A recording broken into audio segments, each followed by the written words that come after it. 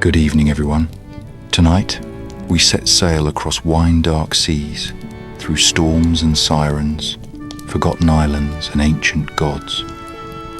We're diving into the entire story of the Odyssey, an epic of longing and survival, of cleverness and curses, and a man who simply wanted to go home.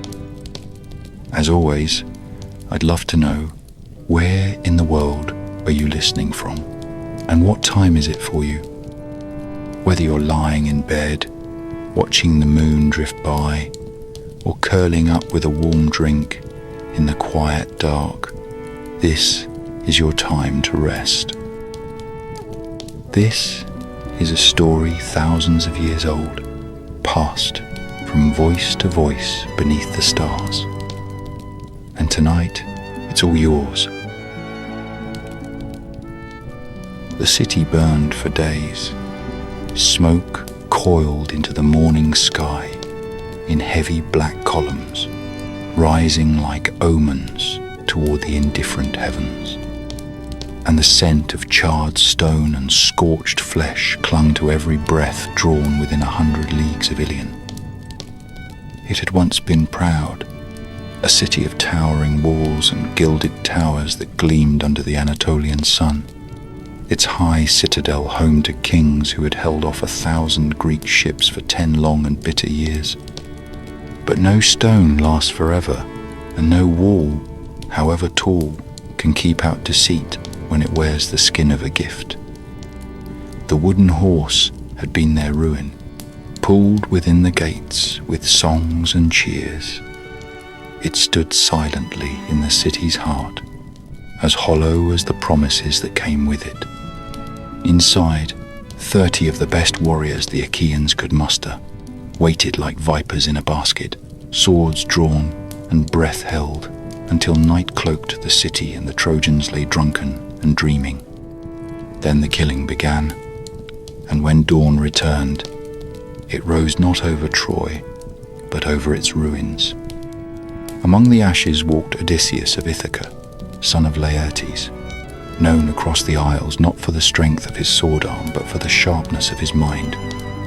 He had not cheered when the horse was pulled through the gates, though it had been his idea, nor did he raise his voice in triumph as the palaces fell one by one, their marble columns groaning like trees in a storm before crashing to earth.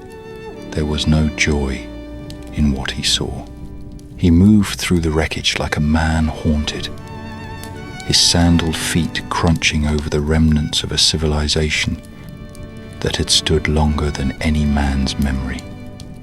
He saw corpses half buried in rubble, men burned in their armor, women sprawled with their eyes open to the sky, and children curled in corners where even gods might hesitate to tread. Victory had come, yes, but it had come like winter after harvest, stripping everything away and leaving only cold behind.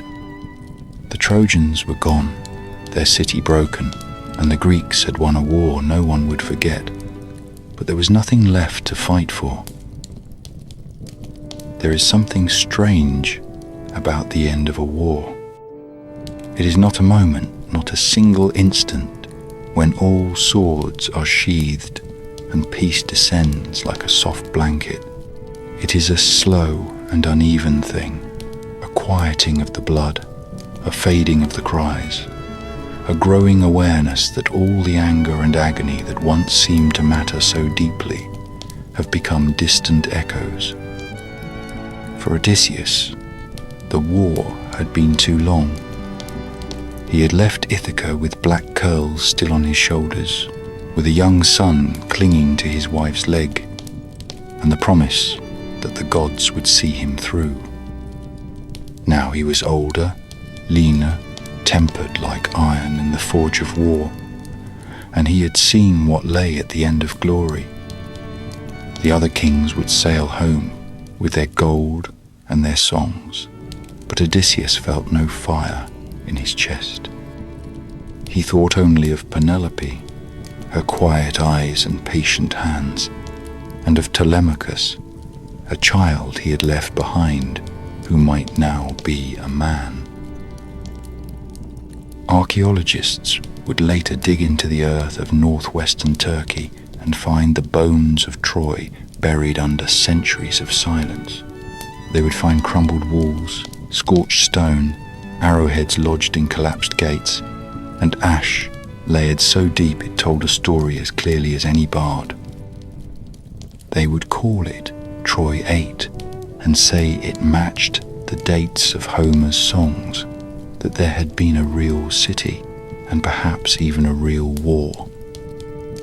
But in this moment, there were no historians, only the victors and the dead, and among them a tired king with salt at his temples and shadows in his heart turned his eyes to the sea. The wind called softly, carrying the smell of blood and fire away from the shore. It was time to go. Odysseus gathered his men, what was left of them. Ships rocked gently in the shallows, their black sails limp, their timbers groaning like tired beasts.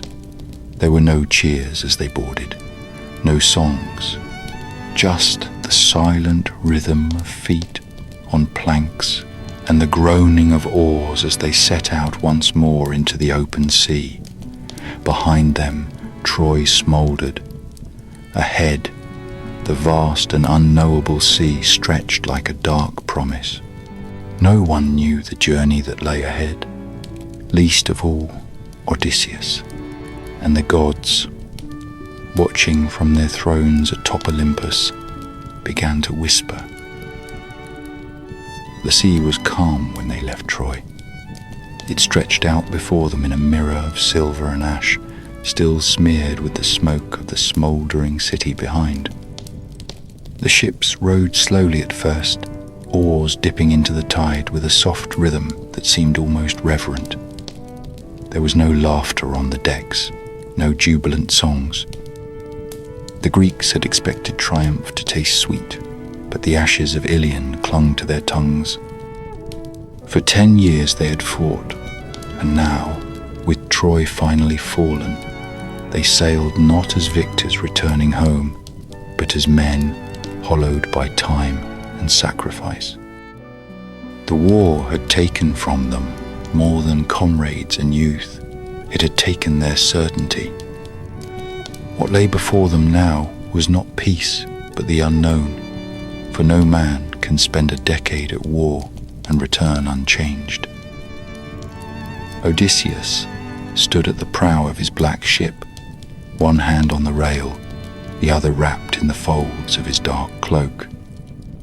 His gaze was fixed on the horizon, though there was nothing to see but the faint shimmer where sky met water. His thoughts drifted toward Ithaca, the craggy island of his birth, with its olive trees and goat-strewn hills, the smell of thyme and salt in the wind, and the white stones of the palace where Penelope waited, if she still waited. In his mind he could see her on the terrace, weaving by lamplight, her fingers deft and tireless, though perhaps now streaked with age. Telemachus, the boy he had left swaddled in linen, would be nearly a man by now. Would he know his father, or had time erased him like a chalk mark on stone? The men rode on, their arms moving with the muscle memory of soldiers long accustomed to hardship. The creak of the oars and the soft lap of water were the only sounds. Some stared blankly into the sea, others whispered prayers to the gods or kissed small tokens around their necks, charms from wives, from mothers, from children left behind. Each one dreamed of home, but none knew the path. The Aegean was a fickle place, and the gods more so. Some had already begun to quarrel among themselves, dividing the spoils of favour and punishment. What had been a united effort under the banner of war was now dissolving into suspicion and pride. Agamemnon would return to Mycenae with his great haul of treasure and a cursed woman at his side. Menelaus would wander longer than he expected, though his brother had promised him swift return. But it was Odysseus who drew the gaze of Poseidon, though he did not yet know it. The sea god watched him from beneath the waves, brooding like a storm not yet risen. Odysseus, the clever one, the builder of traps, the speaker of lies, had played a role in the fall of Troy that no god could ignore. Some admired his cunning, some despised it, but Poseidon remembered. For a time, the god held his hand, letting the ships glide over gentle swells under favorable winds, but that peace was only a pause. The sea is never still for long. Even the weather seemed hesitant, as if the world itself waited to see what course the returning Greeks would take. Stars appeared above them at night, wheeling slowly in familiar constellations, but their patterns felt changed, just slightly, as though the heavens had shifted while men slaughtered one another on Trojan shores. The winds came soft and slow, warm as breath, yet behind them always lay the threat of something colder, something darker. Odysseus spoke little during those early days. He gave commands with quiet clarity, but his thoughts were far away. He knew better than most that their voyage would not be simple. Too many eyes had watched Troy burn. Too many gods had taken sides. The road home, if it could be called a road, would be carved not by oars or sails alone, but by fate and will and sorrow. The men trusted him, though some whispered that the gods had marked him. They were not wrong. And so they sailed on, past the capes and islands that framed the coast of Anatolia, slipping into deeper water where the horizon widened and the currents grew less familiar. Every morning brought a new sky and a new risk. There were no maps for what lay ahead, only stories. Old tales of islands that moved, of winds that could tear ships apart in seconds, of sirens who sang sailors to their doom. The men had laughed at those stories once. They did not laugh now. Odysseus stood alone at night beneath the stars, listening to the wind and waiting for the next trial. The war was over, but the journey had only just begun. The sea grew restless after Troy, as though it too had wearied of war. Winds shifted without warning, and the tide began to turn against them. The sails swelled one day and fell slack the next, and the men grew silent, uneasy. When the black ships reached the coast of Thrace, they were tired, hungry, and already losing the discipline they had clung to during the long campaign. They came upon the city of Ismarus, a stronghold of the Cyclones, nestled on the edge of fertile land between hills and sea. The slopes around it were green and rolling, the wine-coloured waters lapping gently against a pebble beach. It seemed a place too peaceful for warriors to touch, but peace was a word the Greeks had long forgotten.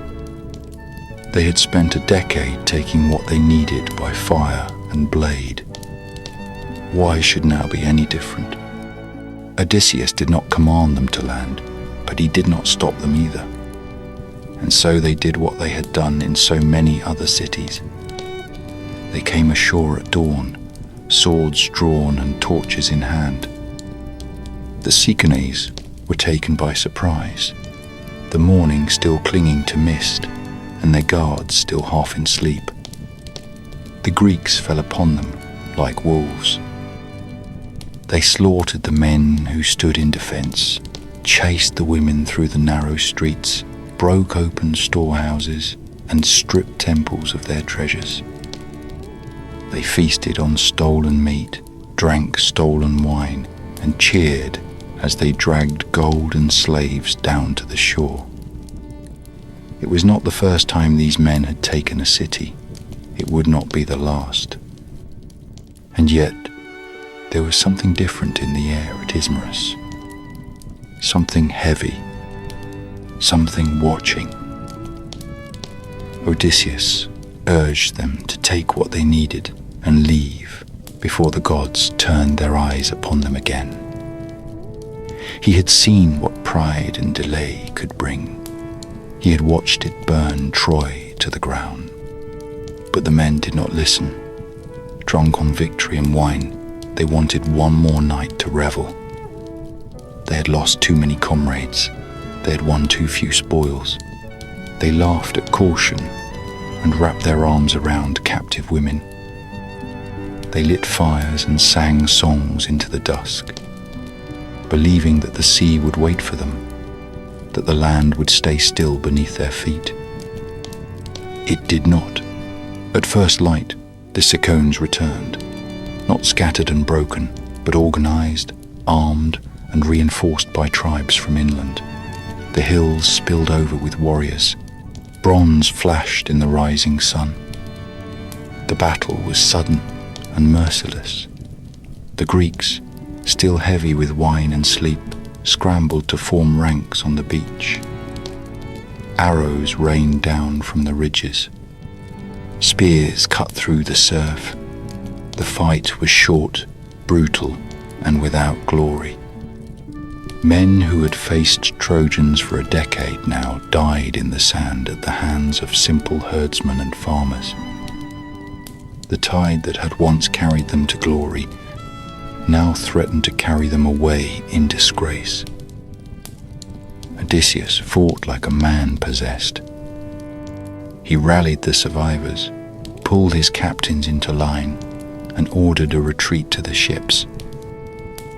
Shields rose, oars dropped, and with blood on their hands and curses in their ears, they rowed away from Ismarus, leaving behind the bodies of their dead. 6 men from each ship had fallen, and their names were never carved in stone or sung by poets. Their graves were the shallows, their epitaphs the silence that followed. When they were far enough from shore to see the smoke of their fires, mingling with the new flames of the returning Cicones, Odysseus sat on the deck and looked back without expression. There was no victory in his heart, only the cold certainty that they had brought this on themselves, that they had been warned, that the gods did not forget. Ismarus was not a punishment. It was a reminder. The war might be over, but the rules of blood and consequence still held. Behind him, the men were quiet again. They tended wounds, whispered prayers, and did not meet each other's eyes. Whatever had burned in them after Troy had dimmed, the world was wide, the sea was deep, and the road to Ithaca was far longer than they had dared imagine. And somewhere in the shifting blue, the gods were beginning to stir. The sea turned strange in the days that followed. The winds blew in odd patterns, not with the fury of storms, but with a dreamlike slowness that carried the ships farther south than any man aboard could chart. The stars shifted overhead, and the current seemed to flow against memory itself. No gulls cried, no dolphins followed in their wake. The men rowed in silence, each stroke of the oars more like a ritual than a task, as if they rowed through time rather than water. The sun burned pale and high, offering neither warmth nor clarity, and the men began to lose track of the hours. Odysseus, ever vigilant, stood at the tiller, frowning into the distance. He felt it in his bones. The change. It was not a storm on the horizon, but something quieter, more dangerous. A soft forgetting. When the land finally appeared, it did so without warning. A low-lying coast, pale as bone, with groves of strange trees growing close to the shore. No towers, no walls, no smoke rising from hearth fires, just a hush, as though the island itself slept and dreamed. Odysseus gave the order to anchor near the shallows. The water was clear and still, and the sand beneath the hull shimmered like polished glass. He chose 3 men to scout, gave them careful instructions, and watched them wade ashore. They vanished into the foliage like leaves caught in windless air. Hours passed. The sun barely moved. When the scouts did not return, Odysseus began to fear that they had met with some hidden danger. He armed himself and took a few of his best men inland, following the trail of crushed grass and broken twigs. The forest was silent, but not unfriendly. Strange birds sat on low branches and watched without cawing. The trees bore fruit Odysseus had never seen before. Round and golden, hanging low on delicate stems, the air smelled of honey and sleep. They found the scouts by a pool of still water, reclining in the shade like men in a dream. Their eyes were half-lidded, their limbs slack, their faces lit by the kind of gentle bliss that only comes to the dying or the mad. They smiled when they saw Odysseus, but made no effort to rise. One of them offered a handful of soft yellow fruit. His voice was slow and peaceful, as if each word was a warm stone dropped in a quiet stream. He told Odysseus of the people who lived nearby, the lotus eaters, and how they had welcomed the strangers like kin, offering them food and comfort and a place among their own. The fruit, he said, was their gift, the heart of their way of life. It was not food but forgetting. One bite and sorrow became distant. One bite and the war was gone, and the long road to Ithaca meant nothing at all. Odysseus looked into their eyes and saw the truth of it. They had eaten the fruit, and it had stripped from them every tie to home and memory. They would not fight, they would not flee, they would not even ask to stay. They simply were. He felt a chill crawl beneath his armor. It was not a poison in the usual sense. It did not kill the body, but it killed the will, and that was worse. Without another word, Odysseus seized the first man by the tunic and dragged him from the grass. The others began to protest, but he shouted them down with the voice of a king and a father. His men obeyed him. They bound the dreamers with rope and carried them back to the beach, though the scouts wept and begged to stay, calling the fruit by names that sounded like lullabies. The sailors, waiting at the ships, stared in confusion as their comrades were thrown aboard like cargo. Only when Odysseus gave the order to raise the sails did they see the look in his eyes, the tightness in his jaw, and they obeyed without question. The wind returned just as the anchors were drawn, as if the sea itself had waited for them to choose. As the island faded behind them, Odysseus stood at the stern, watching the shoreline vanish into mist. He said nothing.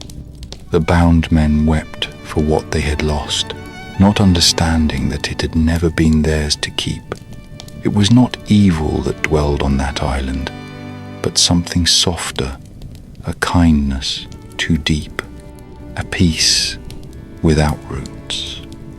The lotus eaters had no need for war or glory or longing, but neither did they remember their own names. That night, as the sea rolled beneath the hull and the stars blinked above like the eyes of old gods, Odysseus kept watch. He did not sleep. He thought of Penelope and the child he had not seen in 20 years. He thought of the graves of his friends and the shipwrecks still to come. He thought of the fruit and how easy it would be to taste it. One bite and it would all go quiet. The sea, the gods, the pain. But he did not bite. He clenched his fists until his nails dug into his palms, and he whispered the name of his home until it no longer sounded like a prayer, but like a sword. They sailed westward after the Lotus Island, the wind sullen and heavy, as though the sea itself disapproved of their escape from forgetfulness. The men were subdued, their thoughts turned inward. No one spoke of the golden fruit or the dreams it had offered. They sat on benches, eyes dimmed, shoulders hunched against the sunlight, and rowed as if each stroke might carry them further from something they could no longer name. Odysseus remained watchful, his hands firm on the tiller, his thoughts like a fire burning behind his eyes. He knew their journey had entered a new kind of danger, not just of storms or swordplay, but of slow erosion. Each trial left its mark. Each shore offered a different kind of death. When land came into view once more, it rose like a jagged tooth from the sea. The coastline was steep and craggy, with cliffs that fell sheer into the surf. No harbours welcomed them. No smoke curled from chimneys. The hills were bare and rough, and behind them loomed a higher ridge covered in scrub and stunted trees.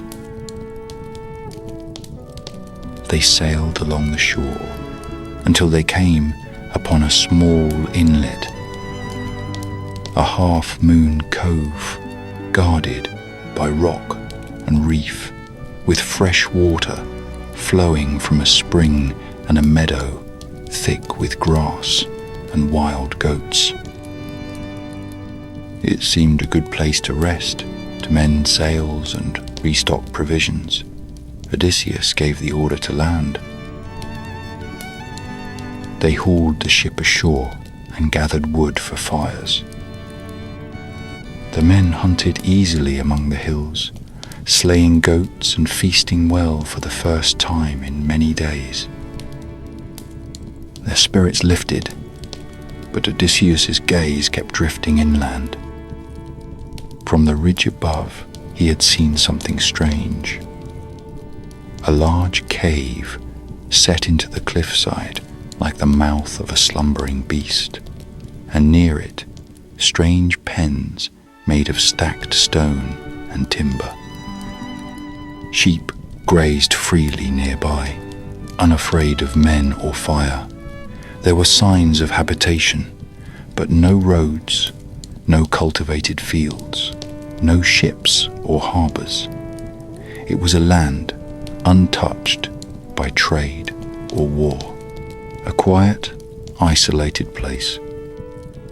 Odysseus, curious and cautious, chose 12 men and set out inland at dawn. He told the others to guard the ship and wait for his return. He took with him a skin of potent wine, a gift once given by a priest of Apollo, in gratitude for mercy shown during the sacking of his town. It was a wine so strong it had to be diluted 20 parts to 1, and even then it could drop a man in his tracks.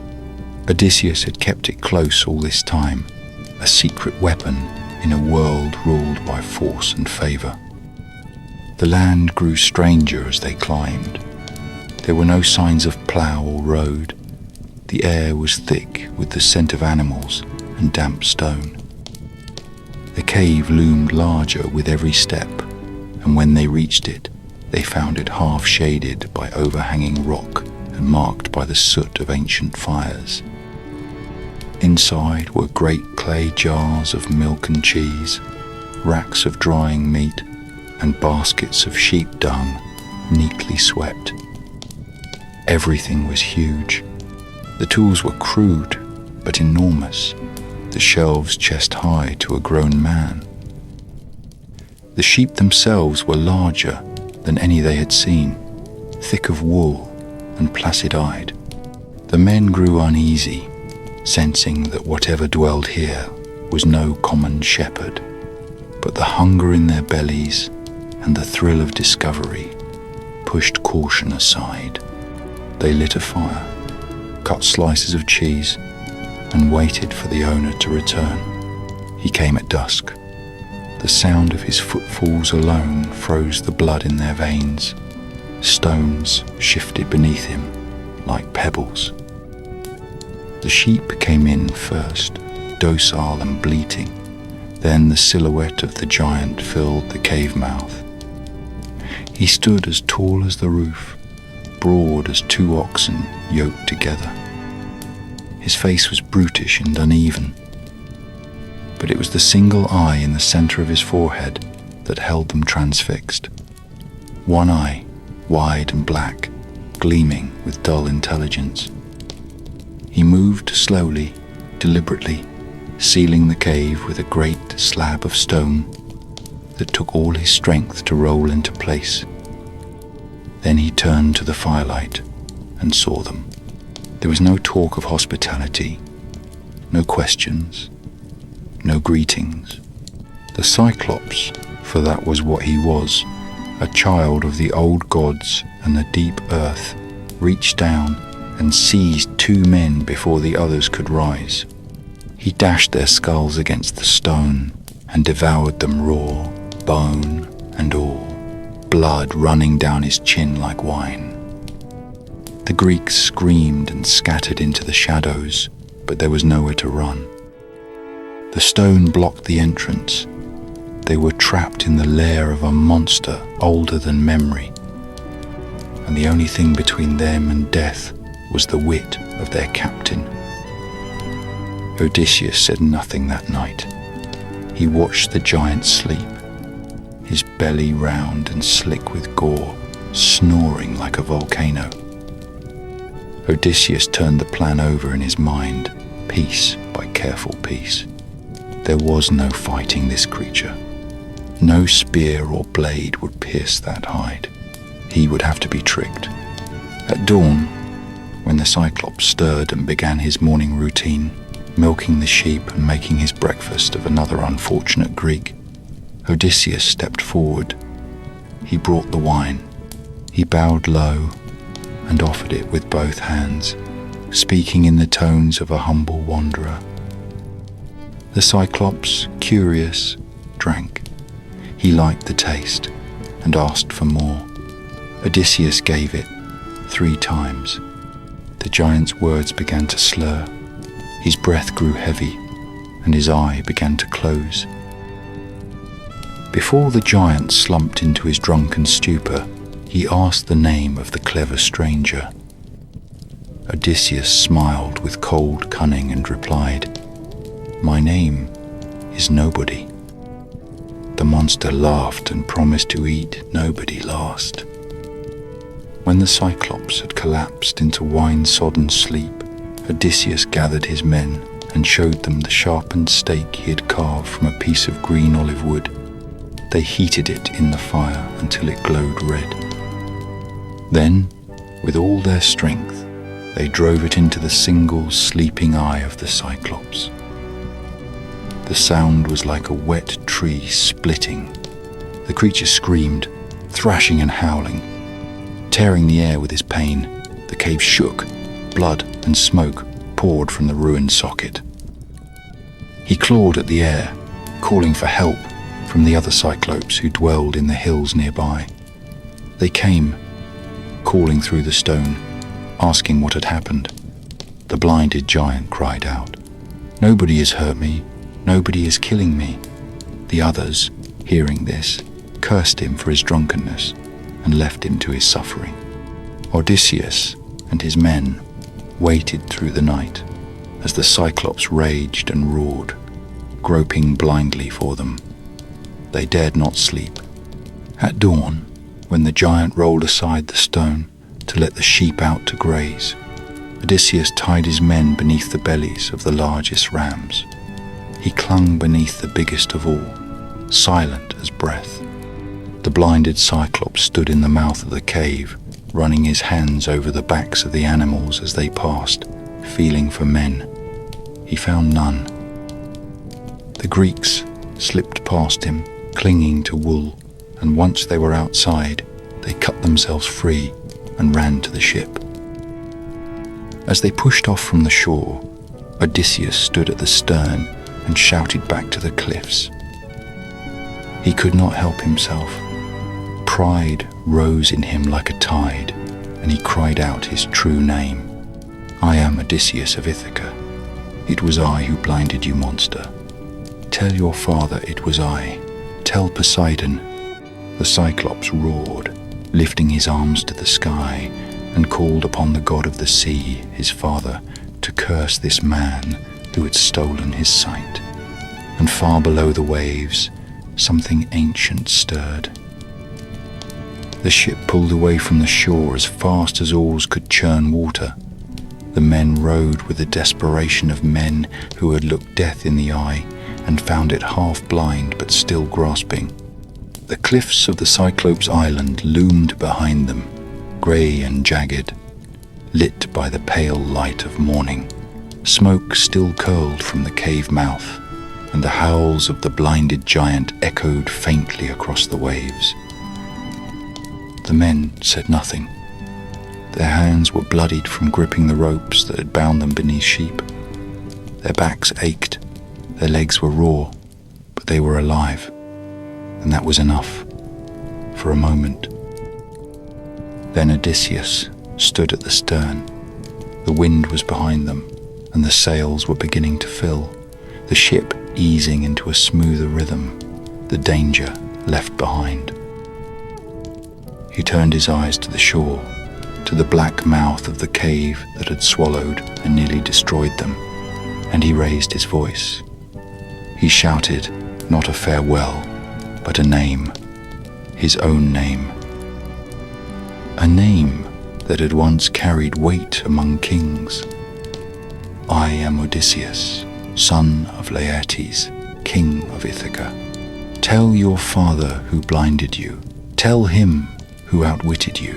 Tell him who made you howl."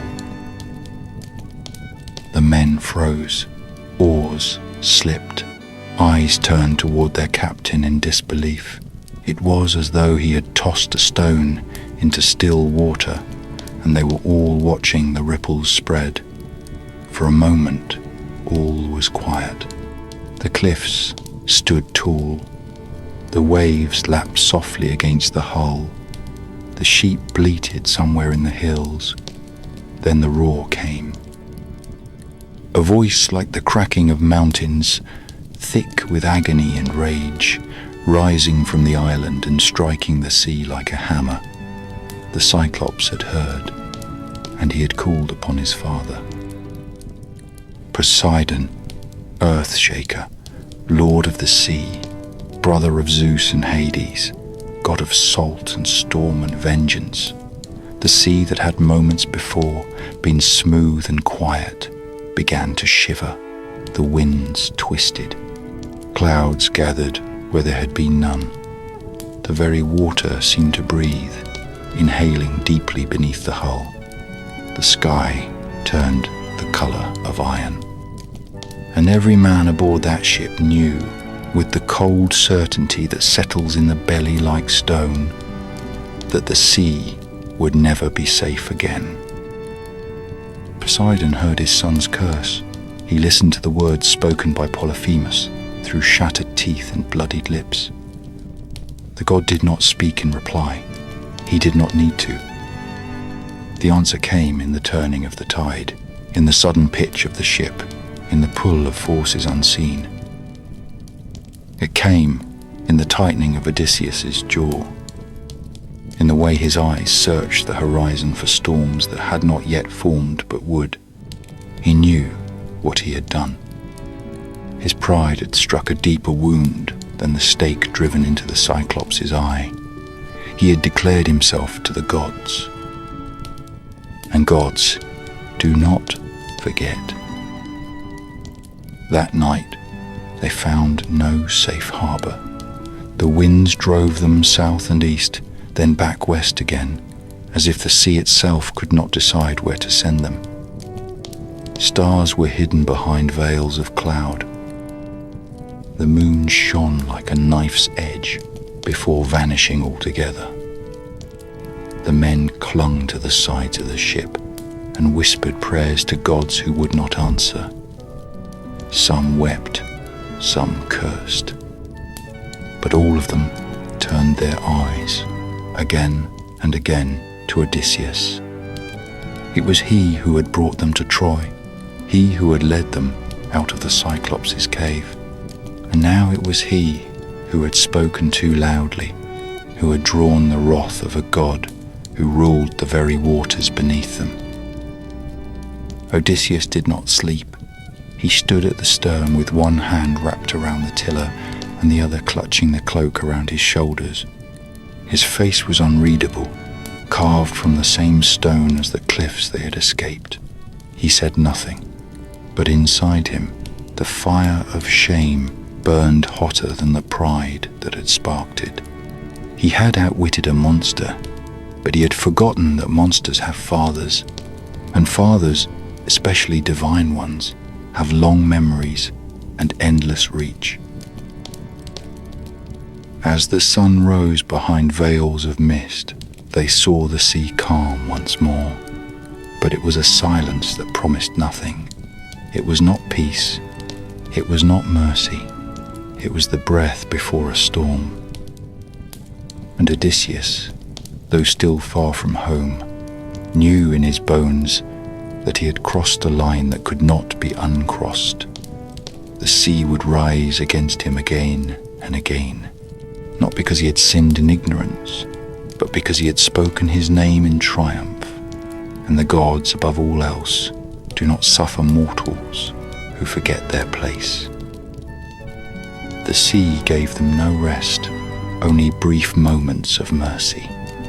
The days that followed the curse of Poseidon were grim and restless, the men's eyes sunken and shoulders hunched from sleepless nights. Each morning brought uncertainty. Each evening carried the scent of dread. The wind did not howl, but whispered in strange voices, shifting direction with a cunning malice that could not be charted.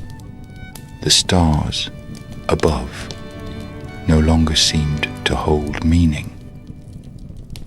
The constellations twisted, unfamiliar in shape and place, and the moon vanished more than it showed its face.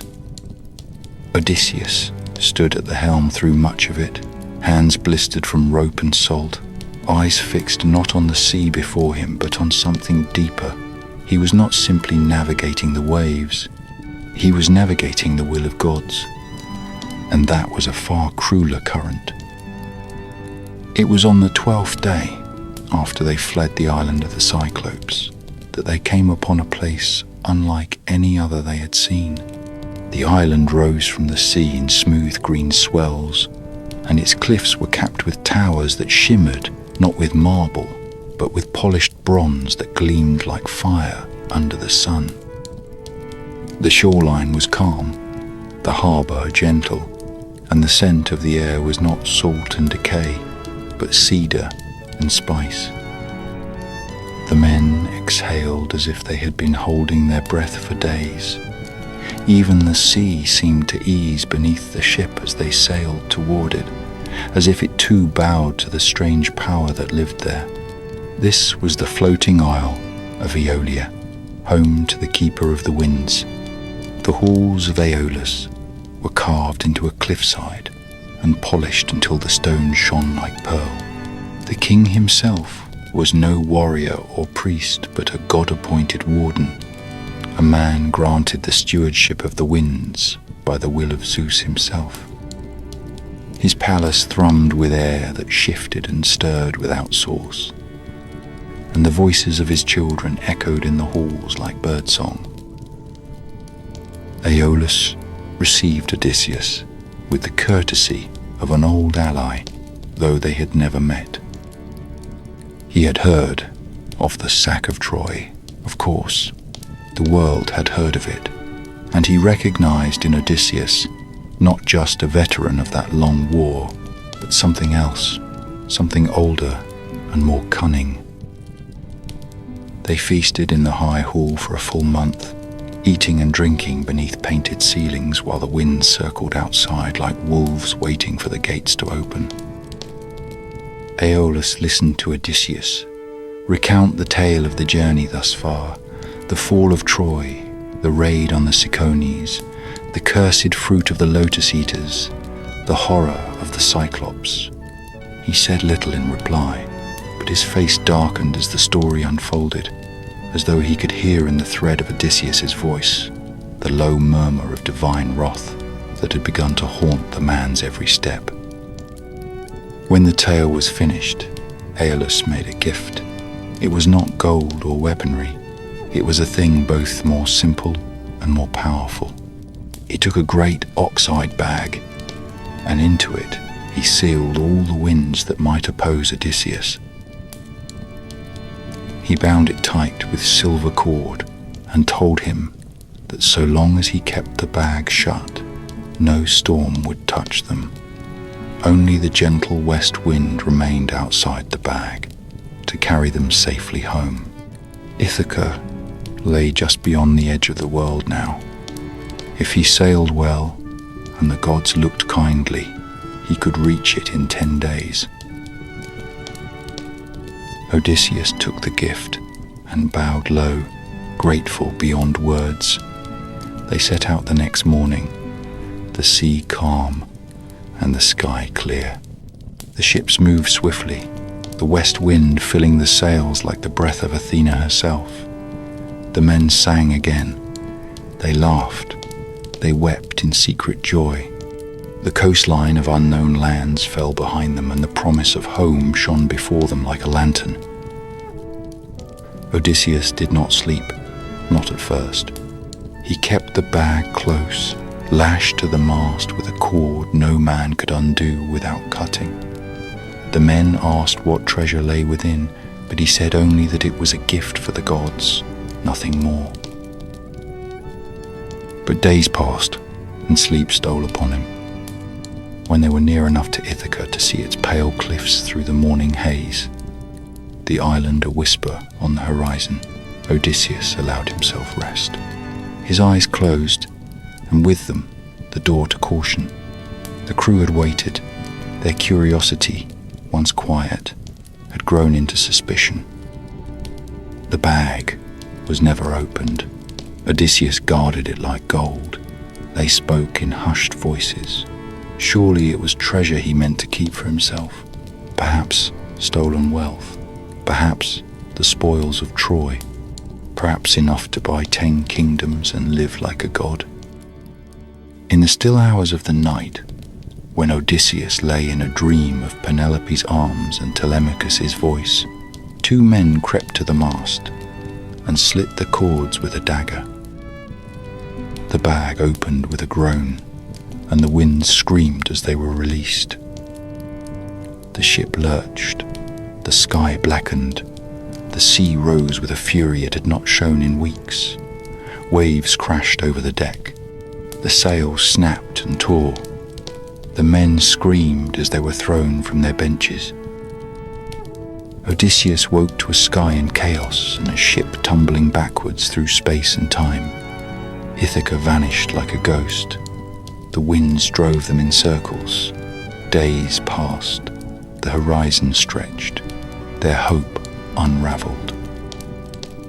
When they finally reached the Isle of Aeolia once more, battered and hungry, Odysseus climbed the hill alone. He carried the empty bag in his arms like a dead child. Aeolus met him at the gate and saw the truth before a word was spoken. He shook his head and stepped back. "The gods," he said, "have turned against you. I cannot help a man cursed by heaven. Leave this place. Do not return." And so they sailed again into open water, the winds unbound, the gods silent, and the memory of home, a flame flickering just beyond reach. Odysseus stood at the bow, hands empty, eyes grim. There would be no more gifts, only trials. And the sea, restless now, would carry them toward another shore, where death waited in another form. The sea is a patient beast. It does not need to roar to kill. It can lull you with calm and promise, and still bring your ruin before you draw your next breath. After they left Aeolia for the second time, with the wind snarling once again through the rigging and the gods turned cold in their silence, Odysseus and his men found themselves adrift, not in storm, but in stillness. The sky hung low and grey, the waves moved with a quiet that was neither peace nor favour, only absence. It was the quiet of the moment before a blade is drawn. Days passed, the food stores grew light, the water went stale. The men no longer asked questions or whispered about the gods. Their prayers had become private things, muttered to the wood beneath their feet or the sky above their heads, words not meant to be heard aloud. Then came land, a coastline that curled like a claw into the sea, steep and shadowed by cliffs that seemed to scrape the belly of the clouds. The harbour was narrow and deep, the water inside dark and strangely calm, as if the sea had stopped breathing. There were no fishing boats, no smoke from chimneys, no sign of pasture or road, but there was a scent on the air, faint and wrong, like meat left too long in the sun. Still, the men were tired, and the place seemed a refuge after so many long days adrift. Odysseus gave the order to lower the sails. The ships glided into the harbour, one by one, their hulls rocking gently on the dark tide. All but one. Odysseus, cautious where others grew eager, held his own ship back. He had seen too much, lost too much, to trust still water and steep hills. He chose a handful of men and sent them ashore. They climbed the narrow path that led up the cliff, the rocks slicked beneath their sandals, their weapons drawn not in challenge, but in wariness. At the summit they found what passed for a city, though it was no polis of stone and bronze. The houses were crude, carved into the hillsides, or raised from piled boulders. The air was thick with a stench of blood and smoke. And then they saw her, a girl at a well, tall and pale, with a pitcher in her hands and a gaze that did not seem to notice them until she turned and ran. She vanished between the houses, and the men, puzzled, followed. They should not have. For what came next was not welcome, but ambush. The girl had fetched not her father, but her king, and the king was not a man, as men are known, but a giant, broad as a warhorse and twice as tall.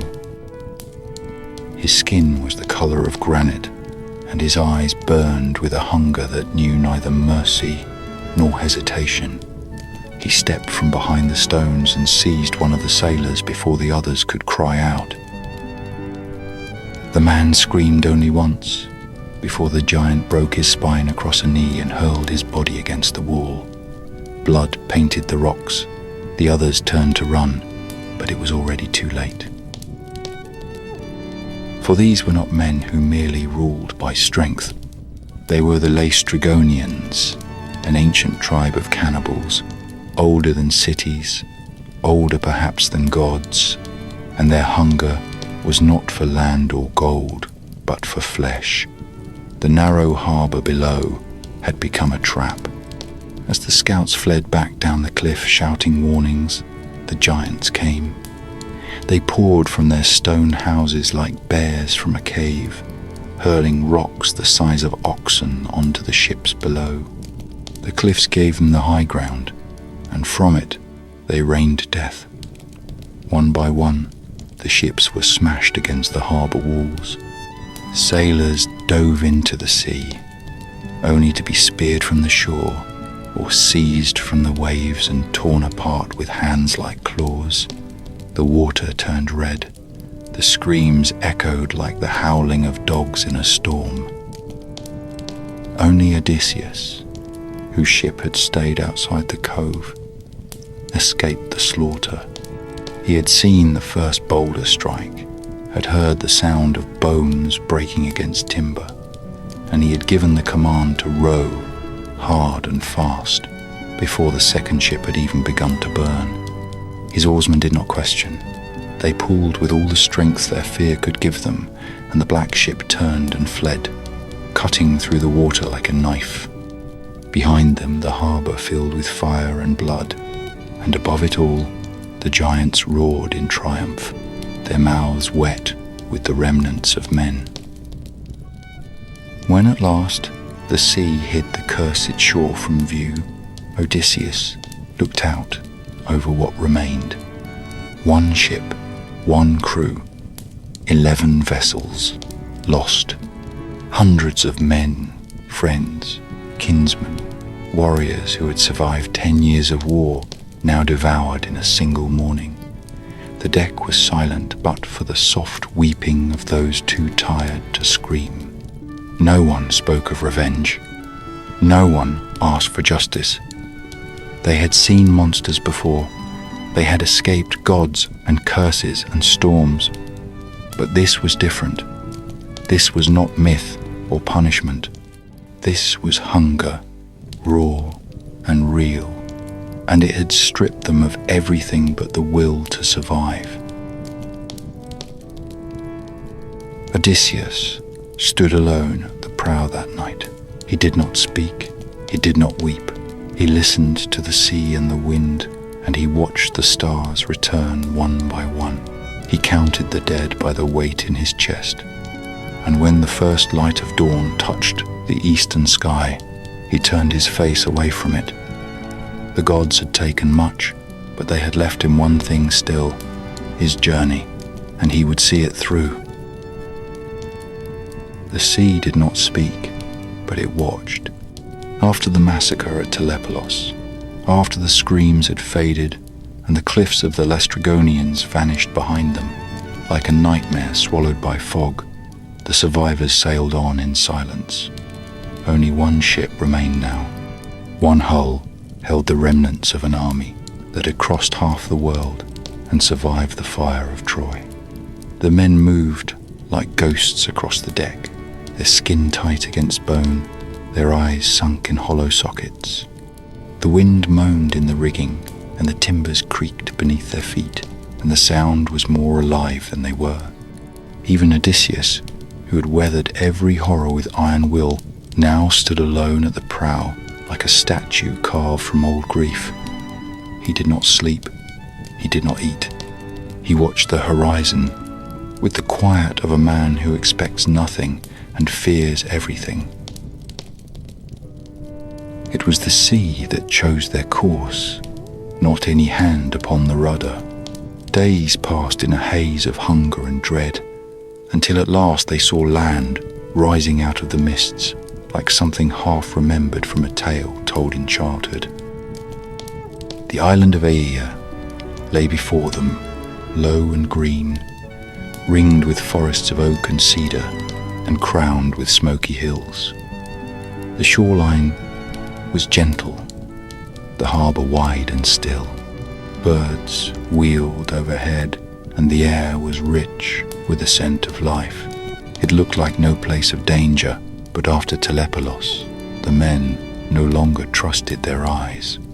They beached the ship and stepped onto the sand with the caution of soldiers entering a battlefield. No drums beat, no spears were raised, but danger, they had learned, often wore a beautiful face. They camped on the shore, built fires with driftwood, and hunted for food among the hills. They found deer and boar in abundance, and soon the fires were crackling with roasting meat. The men began to speak again, their voices raw with the effort, and laughter came haltingly, like a bird learning to fly again after a long winter. Still, Odysseus held back. He did not trust ease.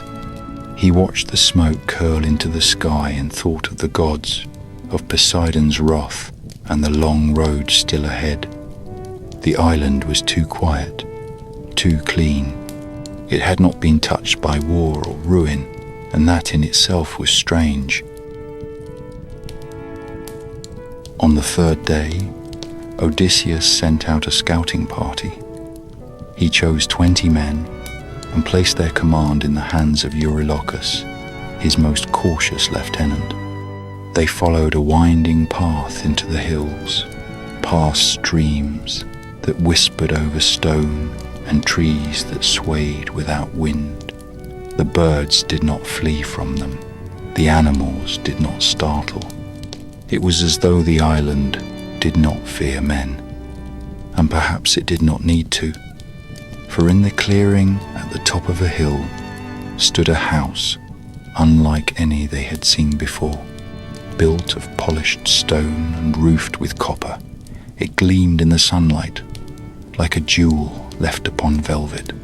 From within came the sound of singing, a woman's voice, low and sweet, weaving strange words into the air. The men hesitated. Eurylochus urged caution, but others, hungrier and bolder, stepped forward. They knocked, the door opened, and there stood Circe. She was beautiful. That much the stories would later remember. But beauty alone cannot explain what held them in place. It was the calm in her eyes, the stillness of her face, the way she looked at them as if she had already seen their entire lives laid bare like scrolls unrolled at her feet. She smiled and beckoned them inside. Her hall was warm and filled with light. There was food on the tables and wine that glowed red as garnet in golden cups. The men entered, one by one. Only Eurylochus stayed behind. He watched the door close and heard their laughter rise within. He waited, and when they did not return, he fled. He came back to the ship, pale and shaking. His words tumbled over each other, but the truth was plain enough. The men had vanished. The woman was no woman at all, or if she was something older and crueler besides. Odysseus did not hesitate. He girded his sword, slung his shield across his back, and started toward the house on the hill. He walked alone, the wind lifting his cloak behind him like wings, and the earth seemed to watch him pass. On the path, he was met by a stranger, young, bright-eyed, and cloaked in the shape of a mortal man, but Odysseus knew better.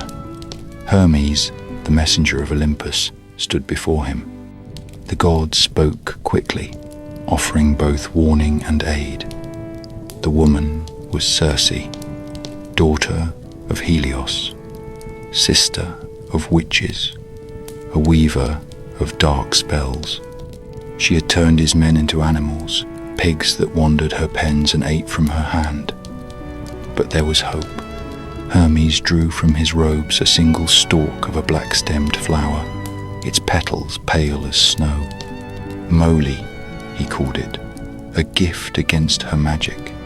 Take it, he said, and you will not fall to her charm. Odysseus thanked him and walked on. When he reached her door, he knocked once and entered.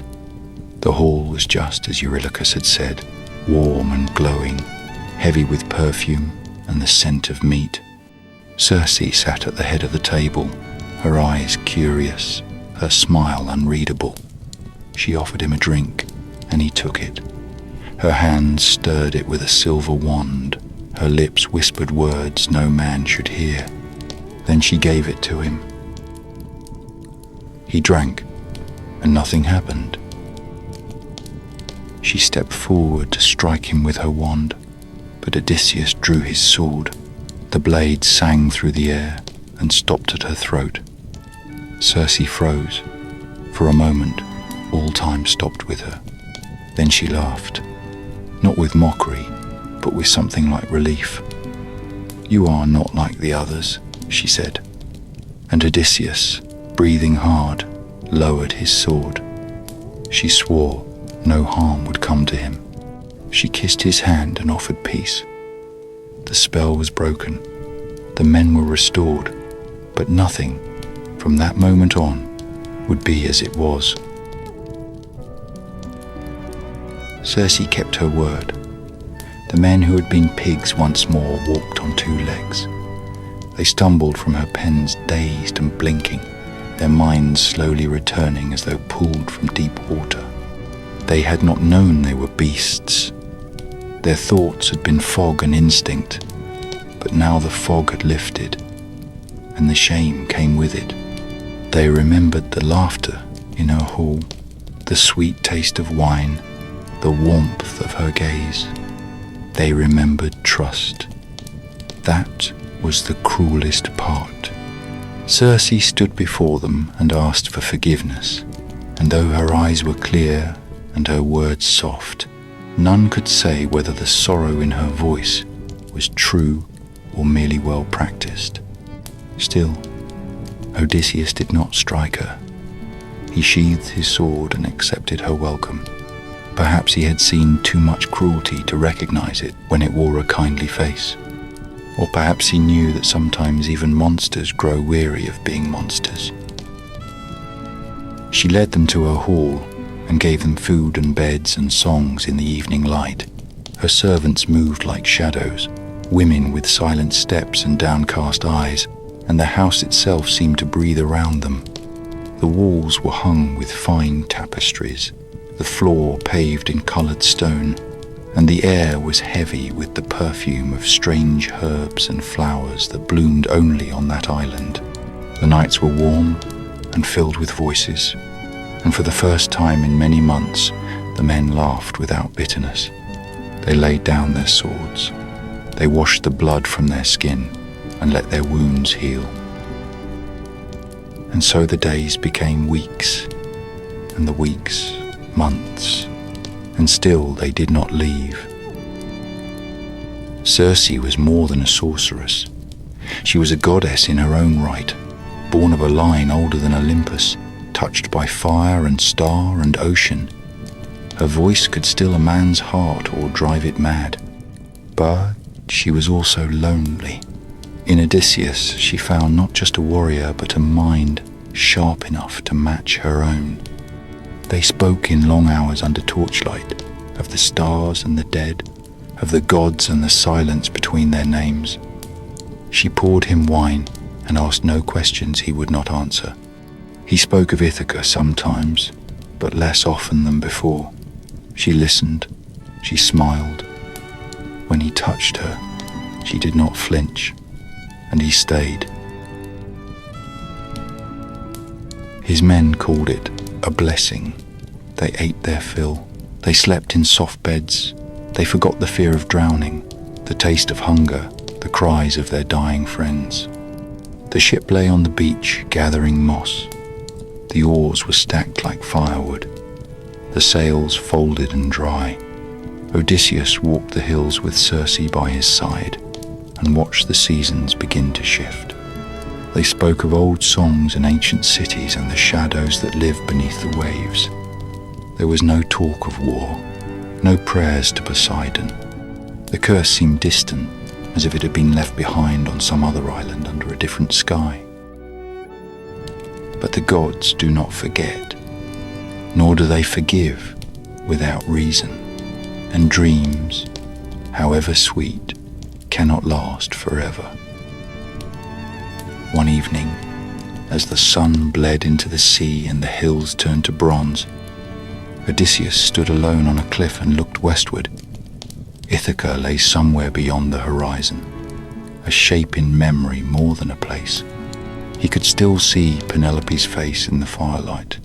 He could still hear Telemachus calling to him, but their voices had grown quieter, faint as wind across stone.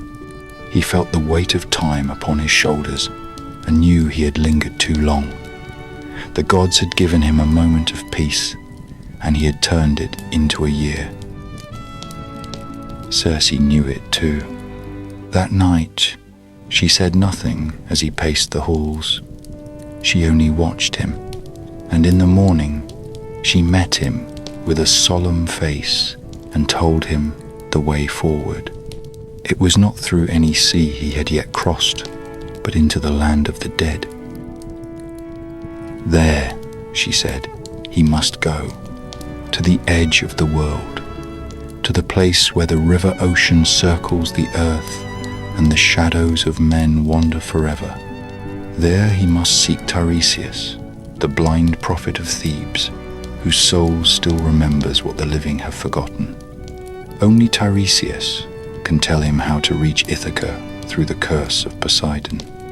Only the dead can speak to one who walks the road between home and ruin. Odysseus did not argue. He nodded. She gave him the rites, the signs, the sacred blood and the black ram to carry. She told him the words to speak and the names to remember. Her voice did not tremble, but when he turned to leave, her hand lingered on his arm, just a moment too long. The next day, they prepared the ship. The men worked in silence. The spell was broken. The island that had once been a sanctuary now felt like a memory waiting to fade. Circe stood on the shore and watched them go. She said nothing more, only lifted one hand in farewell, and as the ship slipped away into the darkening sea, her figure grew smaller, until even the goddess looked like just another woman left behind by war. The sea turned colder as they sailed into the far reaches of the world, where no sun warmed the water and no stars dared linger long in the sky. The wind came not from the west or the east, but from the very bones of the earth, and it carried the scent of ash and salt and forgotten things. The men no longer spoke of Ithaca. They no longer whispered of gods or curses. They rowed without song, their faces pale with the knowledge that they were sailing not toward a land of men, but toward the edge of death itself. Odysseus stood alone at the prow, the cloak of Circe wrapped tightly about his shoulders, his eyes locked upon the horizon that grew darker with every passing hour. He did not look back. He had said all that could be said.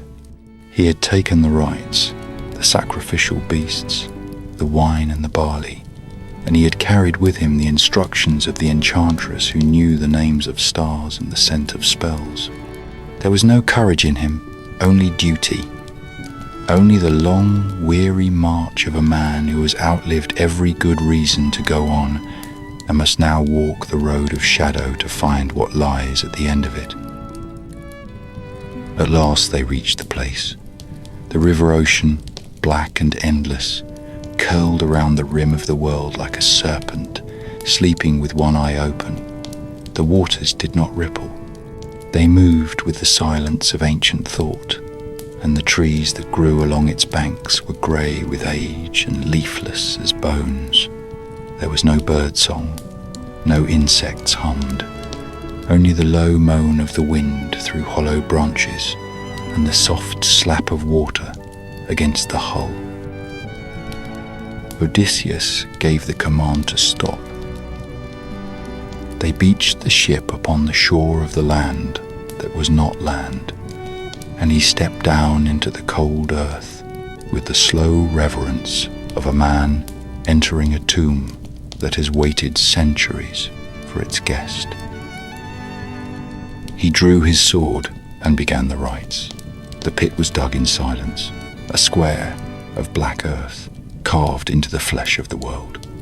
Around it he poured the libations, honey and wine and water, sacred barley and the blood of the black ram, its throat cut clean, its life spilling into the earth with a hiss that seemed too loud in that cursed stillness. The men stood behind him, their eyes wide, their mouths dry. They clutched their cloaks tight and dared not breathe too deeply, for already the air was changing, already the darkness was moving. They came in silence, the dead, pale shapes that drifted out of the shadows like smoke made flesh, drawn to the scent of blood, to the memory of breath.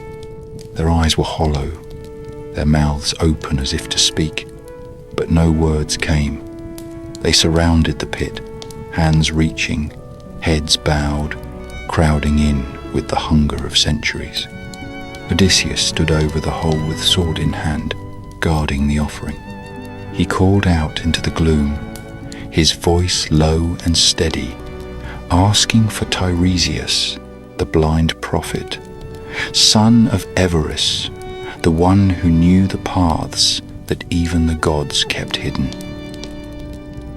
But it was not Tiresias who came first. One by one the shades passed before him, faces he had known, names carved into his memory. He saw Elpenor, the youngest of his crew, the boy who had drunk too deeply in Circe's hall and fallen from the roof in his stupor, neck broken like a twig. Elpenor pleaded with him, not for justice, not for revenge, but for burial. "Do not leave me unburned," he said. "Do not let my soul wander without peace.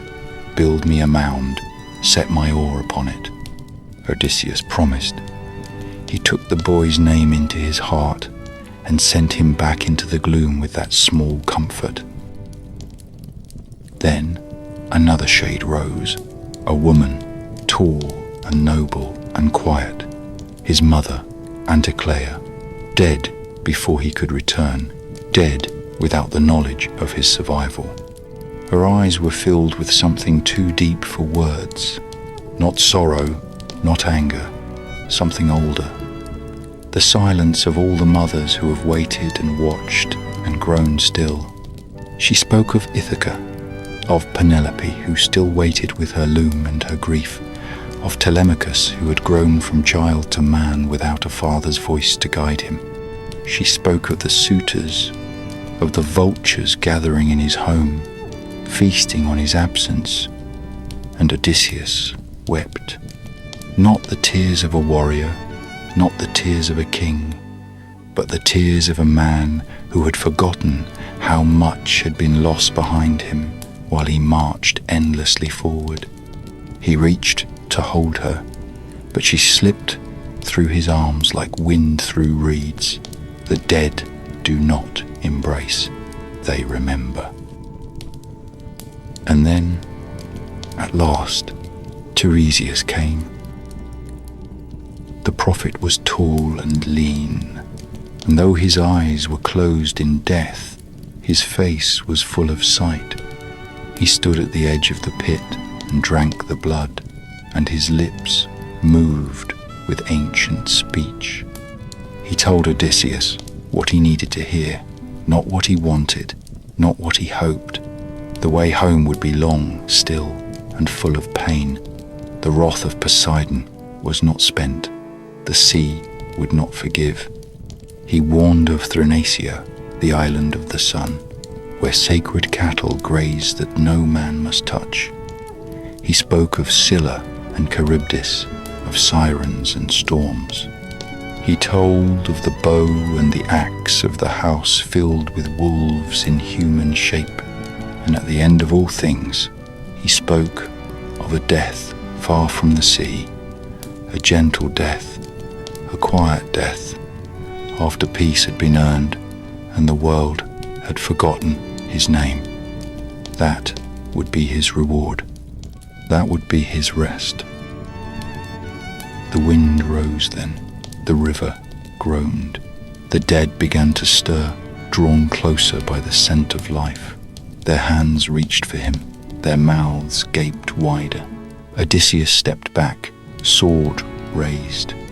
He ordered his men to retreat, and together they fled the pit, leaving the dark to itself, the blood to sink into the soil of that haunted shore.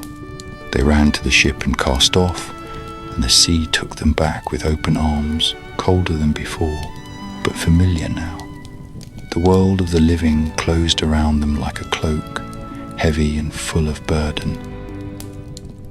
Odysseus did not speak. He sat at the stern and stared at the horizon, and behind his eyes marched the shades of the dead. The prophet's voice still echoed in his skull, and the smell of blood would not wash from his hands. The journey would go on. The gods had demanded it, but something had changed in him now. He had walked among the dead and looked them in the eyes. He had felt the weight of his absence, the truth of time, and though his ship moved forward, something in him had begun to turn back. The sea greeted them once more, not with fury, but with silence. It stretched in every direction, endless and cold, a grey plain beneath a sky that never seemed to change. The wind whispered through the sails, but it carried no joy, no promise of home. Odysseus sat at the prow like a man carved from driftwood, his eyes hard with memory and the weight of prophecy. The voice of Tiresias still clung to his thoughts like cobwebs in a tomb. There would be no easy passage. The trials to come would not test his sword, but his restraint, his wisdom, and the resolve of the broken men who still followed him. He knew now that their suffering was not the cost of failure, but the price of return. Home was no longer something to be won in battle. It was something to be endured toward. As they sailed from the black shore, where the dead had whispered and wept, Circe's island appeared again on the horizon, distant and faint as a fading dream. They made landfall, only long enough to bury Elpenor, as promised, building a mound of stones above the surf and placing the young man's oar upright in the earth, like a monument to everything they had lost. Odysseus said few words, but they were heard all the same. The sea listened, the gods listened, and perhaps even the soul of the boy, drifting on whatever wind carried the dead, paused to hear them say his name one last time. Circe met them at the shore, her eyes heavy with knowledge she had long carried alone. She said nothing of what she had seen in his face, but she spoke instead of what lay ahead. There were dangers that had no name, creatures born not of the gods, but of the spaces between their breath. She drew maps with a stick in the sand and whispered old warnings while the surf hissed around her. There would be sirens ahead, voices sharp as bone and sweet as honey, whose song lured men not with lust, but with longing, not the body's desire, but the soul's thirst for secrets it was never meant to know. No man who heard their song ever turned back. They leapt from their ships willingly, hands outstretched to nothing, smiles on their lips as they sank. So Odysseus prepared. He ordered wax melted and pressed into the ears of every man aboard. He alone remained unguarded, lashed upright to the mast with ropes knotted until his arms bled. He told his men that no matter what he said, or screamed, or begged, they were not to release him. The ship glided onward into still water, and soon the air thickened. There was no land, no birds, only the slow swirl of mist and the sudden swell of a voice that did not echo, because it filled every space at once. It was not one voice, but many. Not one song, but all songs. It spoke of home, of mothers waiting at the hearth, of lovers with hands outstretched, of children with eyes that knew his name. Odysseus screamed, he wept, he begged, he tore at the ropes until the skin peeled from his wrists. And still the men rode forward with empty eyes and ears sealed by wax. The sirens came into view at last, their shapes pale and beautiful and terrible, perched on rocks that gleamed with the bones of dreamers. They sang until the very sea trembled beneath them, and then, when the ship passed out of reach, they fell silent all at once. The silence struck like a bell. The spell broke. Odysseus collapsed against the mast and did not speak again until the island was lost in the mist. But the sea was not finished. The song had been only a prelude. Circe had warned him next of a strait, narrow and cruel, where no ship passed unscathed. On one side loomed Scylla, the eater of men, a creature of nightmare with 6 long necks and mouths ringed with teeth like spears. On the other side churned Charybdis, a maelstrom of living hunger that drank the sea and spat it back out with a fury that could tear the sky. The channel between them was no wider than a sling's cast. There was no path that did not bleed. One could choose the storm or the fangs, the depths or the teeth. Odysseus chose Scylla. He told the men nothing of what they faced. There was no use in fear when it could do nothing but steal the strength from their hands. He ordered them to row hard and steady. He gripped the tiller himself and turned the ship toward the cliffs where Scylla lurked, hidden among the rocks like a spider watching its web. The water turned black. The wind screamed low and constant, and the sky narrowed until it seemed they were sailing through a throat. Then she struck. There was no warning, no cry, no growl, only the sudden whip of those terrible necks and the jaws that snapped like thunder. 6 men were gone in the time it takes to draw breath, lifted from the deck, screaming, flailing, swallowed into the mist above. Their swords clattered uselessly on the boards. Their names vanished into foam. The rest could only row, teeth clenched, hearts frozen, as the ship lurched forward, splinters flying from the hull, the sea roaring in every direction. Charybdis yawned to their left, and the ocean fell away beneath them, revealing a throat of whirling black. But the current pulled them clear just before it could close. The whirlpool collapsed with a sound like the earth cracking. Spray drenched the ship. The men gasped like men reborn. They did not cheer. They did not weep. They kept rowing. When the sun finally broke through the clouds, it was pale and distant. Odysseus counted the oars and saw the empty benches. He remembered each name. He would remember all of them. The sea did not care. The sea had no memory, but he carried their stories like stones, heavier with each mile. And still, Ithaca waited. The sea grew gentler after the strait.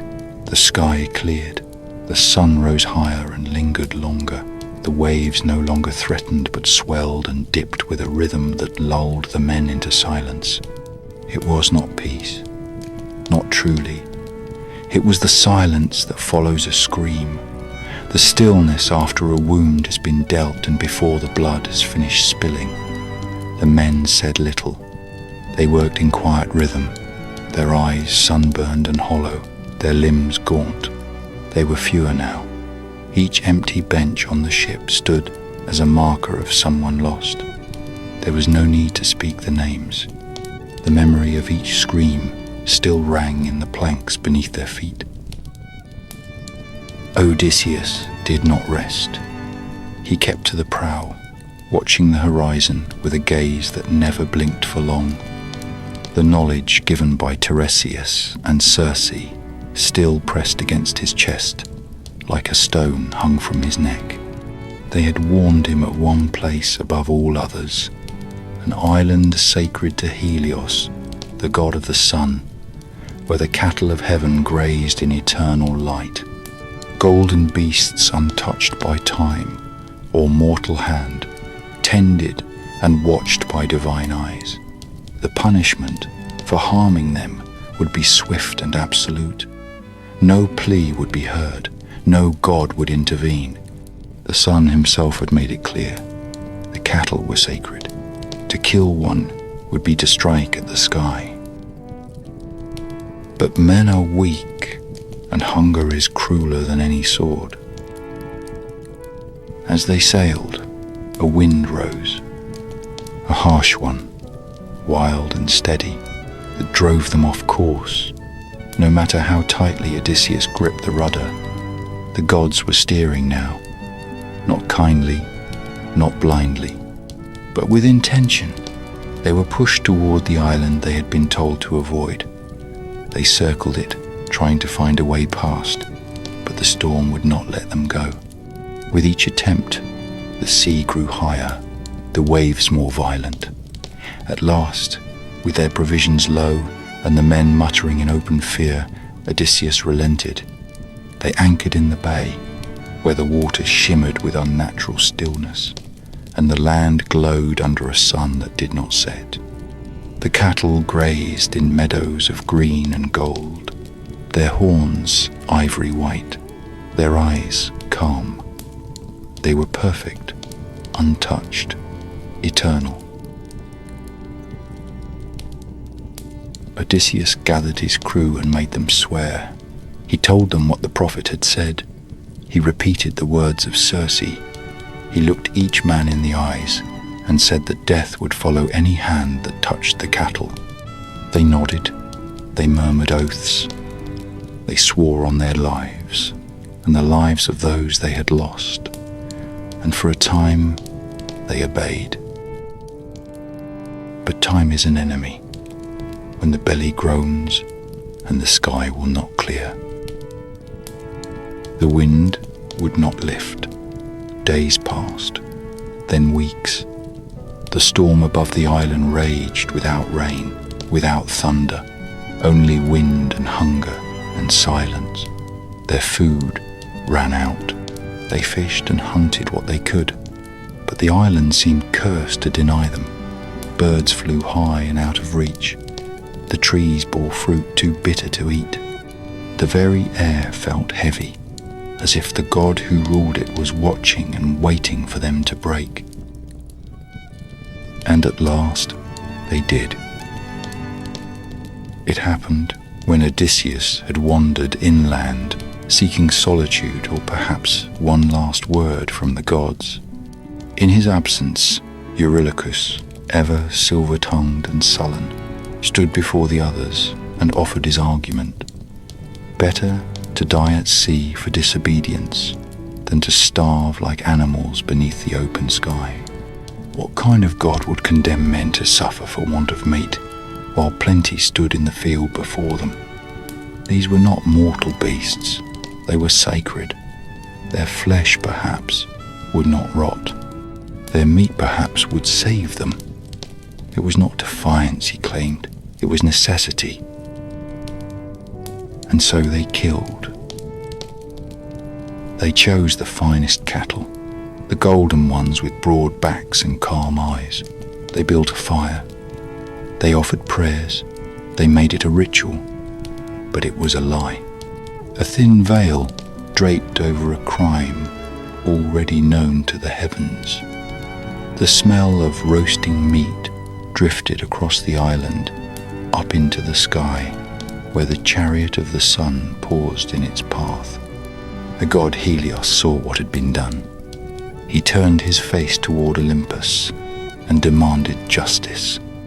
If Zeus did not punish them, he said, then he would cast his light into the underworld and leave the world in darkness forever. The gods heard. They nodded. The sentence was passed. Odysseus returned to the scent of cooking flesh and the laughter of men drunk on false hope. He knew at once what they had done. His rage was quiet, his words few. There was no point in shouting at the doomed. The oaths had been broken. The curse had been claimed. All that remained now was to see how it would fall.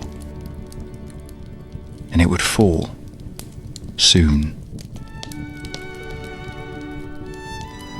They sailed again under a sky that had forgotten how to be kind. The storm that had clung to the island like a living shroud lifted the moment the ship pulled from shore, as if the winds had only been waiting for the crime to be complete. The sea opened before them, wide and calm, but there was something wrong in its stillness. The clouds moved too slowly, the air was heavy and still, and even the gulls that once circled overhead had vanished. The sun, high above, burned too brightly. It did not warm, it scorched. There was no joy in the wind, only silence, and in the silence, Odysseus could feel the gods watching. Not all of them, only one. Helios. The sun god's wrath was not loud. It was patient. Divine punishment did not need to shout. It waited until the men had begun to hope again, until they dared to speak of Ithaca once more, dared to imagine the hearth and the hall and the sound of familiar voices greeting them at the shore. They sang soft songs. They laughed. They looked to the horizon and called it beautiful. They believed, for a moment, that the curse had passed them by, that the gods were as tired as they were. But Odysseus did not join them. He sat alone beneath the mast, hands folded, eyes dark. He knew better. He had seen the pattern of divine cruelty. He had learned that the gods did not forget. They simply waited for the right moment to teach their lessons. And when that moment came, it came with thunder. The sky cracked open like a skull. The clouds, once white and soft, turned black as charcoal and swirled into a storm that seemed to have no center. The waves rose in silence, then crashed all at once, tall as mountains and fast as arrows. The wind screamed, the sea boiled, lightning split the mast in two and set the sail ablaze. The ship bucked like a wounded beast. The oars snapped in their locks. The deck tore itself apart beneath the men's feet. One by one they were thrown into the water, swallowed by the sea that had always waited to reclaim them. They did not scream long. They did not rise again. Odysseus clung to a spar, the wreckage of his ship torn loose and drifting like bones in a battlefield. All around him the sea howled, 1,000 waves crashing against one another, voices shrieking without tongues. The storm did not pass quickly. It did not relent.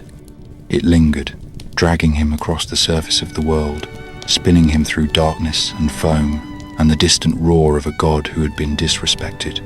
The heavens raged. The sea answered. There was no salvation, only survival, and even that was cruel. At last, when the ship had been shattered into so many pieces it could no longer be called a ship, when the men had all vanished beneath the surface and their names were swallowed by the deep, the storm relented. The waves softened. The sky opened. The sea returned to its usual calm, as if nothing had happened, as if the violence had been only a passing fit of weather. Only Odysseus remained, alone, clinging to a broken timber, drifting with the tide like driftwood, too stubborn to sink. He floated for days. Time lost meaning. The sun beat down without pity. Salt dried in his eyes and on his lips. His skin blistered. Hunger gnawed at him.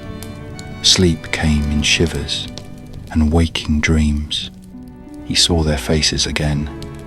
Eurylochus, Perimedes, the boys from Ithaca, who had once laughed at his stories by firelight, now nothing more than foam and memory. He spoke their names to the sea, but the sea gave him no answer. It had taken what it was owed. But the gods had not finished with him. There was still one more island, one more test, one more chapter before the tale could rest. For now, Odysseus drifted alone beneath a sky too bright and a sea too wide, a man not yet dead and not quite alive, carried by the current toward a fate he could no longer see but could still feel, like the cold breath of something waiting just beyond the edge of sleep. He drifted for 9 days and 9 nights, though the number meant nothing to a man who had lost his ship, his crew, and his sense of time. The sun rose and fell, but he no longer watched it. He clung to the wreckage by instinct more than will, half blinded by salt and burned by sky. The waves bore him as they would bear any corpse, cradled by the deep and swayed by winds he could no longer feel.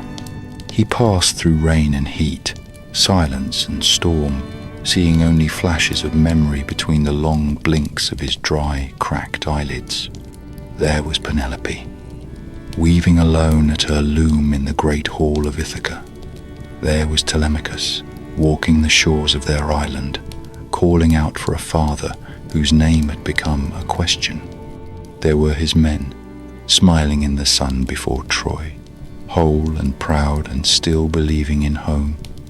The images faded one by one like breath-fogging glass, until only the weight of his own breath remained. He did not pray. He had forgotten the words. It was the sea that chose to spare him, or perhaps it was a god, though none stepped forward to take the credit. On the 10th day, his shattered body washed ashore on the island of Ogygia, a place untouched by war or time, hidden in the folds of the world where no map could reach. The sand was pale and soft. The trees hung heavy with fruit. Vines spilled down the cliffs in ribbons of green. Birds sang songs that no soldier had ever heard. The air was thick with the scent of flowers blooming out of season. There were no bones here, no screams, no ruins, only the endless hum of a paradise that did not need to remember the names of men. And there she found him, Calypso, a daughter of the gods, born of the sea and twilight, old as rain but shaped like a girl in bloom. Her hair was the color of dark wine, her voice slower than sleep, her eyes unreadable. She stood over his broken body with neither pity nor scorn, only the stillness of one who has seen too many lost things wash up at her feet. She took him in her arms and carried him to her cave, a hollow of stone draped in ivy and light, filled with warm pools and sweet smoke. She washed the salt from his skin. She wrapped him in linen. She laid him on a bed of moss and let the wind lull him into dreamless rest. For 7 days and 7 nights he did not wake. When he opened his eyes at last, he saw her face and thought he had died. But she only smiled and said, "No, you are not dead, though perhaps you wish you were." In time, he regained his strength, Slowly, like an old tree remembering how to bloom, his muscles stopped trembling, his breath grew steady. He ate the fruit of her trees and drank water from springs so clear he could see the sky reflected in every drop. His skin healed, the pain left his bones, but something deeper did not mend. He would sit at the mouth of her cave each morning and watch the sea as if it still owed him something. Calypso would bring him food and song, but he did not eat much, and he did not sing. When she asked what he sought in the waves, he said only, Ithaca. And though she did not flinch, her eyes darkened. She offered him more than rest. She offered him a place beside her, a life of ease without war or sorrow, a deathless existence in the arms of an immortal who could keep him young forever. No pain, no aging, no gods, no kings. Just the two of them, alone on an island that never changed. She told him he was loved. She told him he had suffered enough. She told him that the world of men had nothing left to give him. And perhaps she was right. Perhaps the gods had no more mercy to offer. Perhaps Penelope was dead, or worse, remarried. Perhaps Telemachus had forgotten his name. Perhaps Ithaca no longer waited, but still Odysseus said no. Each morning he sat upon the same rock, staring west, not because he hoped, not because he believed, but because he could not bear to stop. He had survived too much to surrender now. Even in paradise, his heart beat for a home that might not exist. Calypso said nothing more. She watched him like one watches a fire burn low, knowing it will go out, but unable to look away. She did not rage. She did not beg. She waited. And somewhere high above, where Olympus pierced the clouds and the gods spoke in murmurs that shook the earth, the name of Odysseus was spoken again, and at last someone listened. Far above the gentle lapping waves of Ogygia, beyond the clouds and the winds and the reach of mortal breath, the halls of Olympus shimmered in gold and firelight. There, beneath ceilings that gleamed like hammered bronze and columns carved from the bones of the world, the gods watched the mortal world in silence. Some laughed, some schemed. Most had already forgotten the name of Odysseus. It had been years since Troy burned, years since ships splintered on foreign shores, years since men who once stood proud among heroes had turned to salt and silence beneath the waves. But gods, though they do not age as mortals do, grow bored, and boredom in their realm was dangerous. It meant they looked down again. They remembered their games. They spoke names they had not spoken in an age. And when Odysseus' name rose among them again, it did not go unheard. Athena had not forgotten. The grey-eyed goddess, daughter of wisdom and war, had watched him in silence as he wandered from isle to isle, bleeding and burning and losing piece after piece of the man he once was. She had pleaded often on his behalf, but Zeus, father of gods and holder of storms, had waited. He called it balance. He called it punishment. He claimed to honor Poseidon's rage, for the sea god had not yet forgiven the man who blinded his son and laughed while fleeing the cliffs of the Cyclopes. But now Athena stood once more in the great hall, a spear in hand, her voice low and sharp. She spoke of Ithaca, of a queen waiting in shadows and a son growing into manhood in the absence of his father. She spoke of a mortal who had been broken and battered and yet had not yielded. She said it was time. Zeus, who had once thrown mountains and set cities alight for less, nodded at last. Perhaps he was moved, perhaps he was tired, perhaps he simply missed the sound of his own justice. He turned to Hermes, the swift-footed messenger, and gave the order that would ripple down from Olympus and stir the world of men once more. "Go to Ogygia," he said. "Go to the nymph. Tell Calypso that the mortal she holds must be let go. Not tomorrow, not someday, now. The order cannot be refused. The time has come." Hermes obeyed. With wings upon his feet and a cloak woven from dawnlight, he flew from the heights of Olympus and crossed the world in the span of a breath. He descended through clouds thick as sheep's wool, through wind and rain and sudden silence, until the island of Ogygia appeared below him like a green jewel set in silver. He landed in the grove that circled her cave, where trees bore fruit in every season and the air never changed. Calypso saw him coming.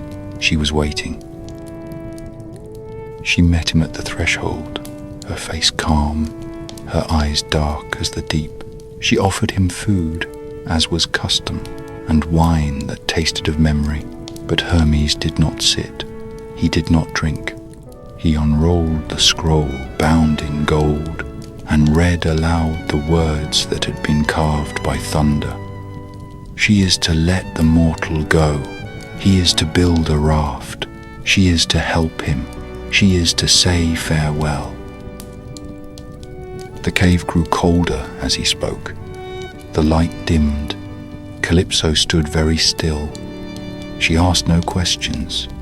She shed no tears, but her jaw was clenched and her hands curled at her sides. When Hermes left, she did not watch him go. She turned instead to the sea and stood there for a long time, listening to the waves, as if they might offer a reason for her sorrow. They offered none. The gods had spoken. The game would continue. When she returned to the cave, Odysseus was waiting. He had seen the winged god. He had felt the shift in the air. He asked her nothing. She answered with silence. Then, slowly, she told him what must be done. She would give him tools. She would give him wood. She would give him a cloak to guard against the sea and a wind to speed his passage. But she would not give him blessing, not because she did not love him, but because she did. He thanked her, and she smiled in a way that made him look away. For days he worked. He cut trees and shaped timbers. He lashed them with ropes and sealed them with pitch. She helped him, never speaking of what came next. The raft took shape, and the sky remained still. On the morning he set sail, she gave him a satchel of bread and a water skin and a cloak of woven moonlight. She kissed him once, not gently, not desperately, only once. And then he was gone. She stood on the shore, long after the sea had swallowed the last of the raft's sail, alone again, immortal still, a prisoner of paradise, left to walk the same soft paths and sleep beneath the same quiet stars, waiting for the next wave to bring another broken soul to her door. The raft moved slowly across the open sea, a frail skeleton of timber lashed together by hope and desperation. It creaked with every swell, its ropes groaning like old men in their sleep, but it held. It floated, and for a time the sea was kind, not generous, not warm, but kind enough to spare him a cruel death. The wind, sent by Calypso's whispered breath, filled the square of cloth he used for a sail and pushed him forward, ever westward, toward the memory of home. Odysseus stood with hands blistered by rope and eyes bleached by sunlight. There was no shelter, no shade, only sky and salt, and a thirst that no water could truly quench.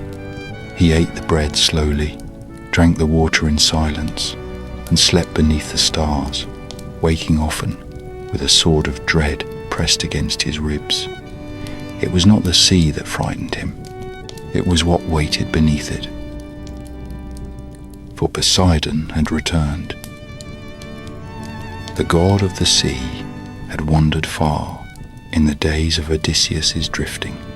He had been feasting among the Ethiopians, casting storms across distant oceans and ignoring the quiet pleas of Athena and the commands of his brother Zeus. But when he returned and saw the mortal hero, the same cunning Ithacan who had blinded his son Polyphemus, gliding across his waters once more, a rage woke in him that split the sky. He rose from the depths in a chariot of foam, his beard dripping with kelp, his eyes black with the weight of every drowned sailor who had ever begged for mercy. He did not roar, he did not curse. He simply raised his trident and called to the sea. The waves answered. First came a wind that turned against Odysseus like a hound biting its master's hand.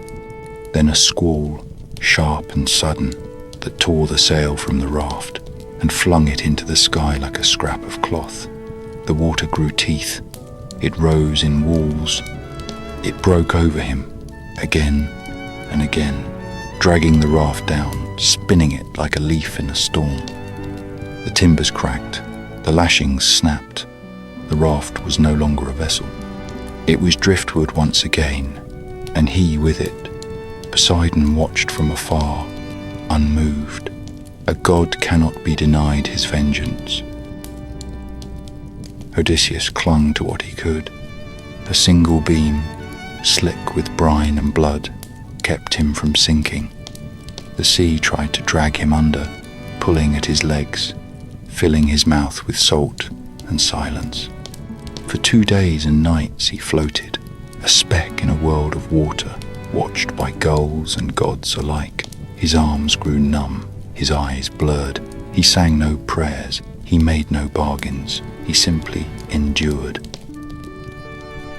It might have ended there, had it not been for the mercy of another. From the sea rose a woman not of flesh, but of foam and wind, and the gleam of fish scales in moonlight. Leucothea, the white goddess, once mortal, now something stranger. She saw him, broken and near death, and took pity. She rose beside him and offered a veil, woven from sea silk and memory, telling him it would keep him afloat. He must cast off his cloak, his pride, even the broken raft, and trust only the gift she gave. He hesitated, but she was gone before he could refuse. Only the veil remained, and the memory of her voice. He let go. He wrapped the veil around his chest and cast himself into the waves. The sea pulled him under, but he rose again. It tried to silence his breath, but he clung to life with the stubbornness of old kings and dying stars. For days he drifted, his body stripped of strength, his mind walking the edges of madness. And at last, the sea grew bored. Poseidon, satisfied or simply distracted, let the winds die. The current turned, and the shore of Scheria came into view. Green hills rolled beyond white sand. Tall cliffs stood like watchmen at the edge of the sea. Trees bent in the breeze, and the sound of birdsong broke the long silence that had followed him across the world. He crawled onto the beach like a man reborn from the ocean's womb. His hands dug into the wet sand as if to test that it was real. He kissed the earth, not as a man returns home, but as a ghost touches life for the first time. in centuries. He was alone, but he had survived. Again. The sand clung to him like a second skin, and his limbs were slow to obey. He had come ashore with nothing, not even the strength to weep. For a while he lay at the border where the sea met the land, where each wave reached out to drag him back, only to retreat before the decision could be made. But the tide did not claim him. The gods had taken enough, and for now they were still. When the sun rose, it cast its light across the coast of Scheria, and the land revealed itself as green and wide and welcoming, a place untouched by war and forgotten by wrath.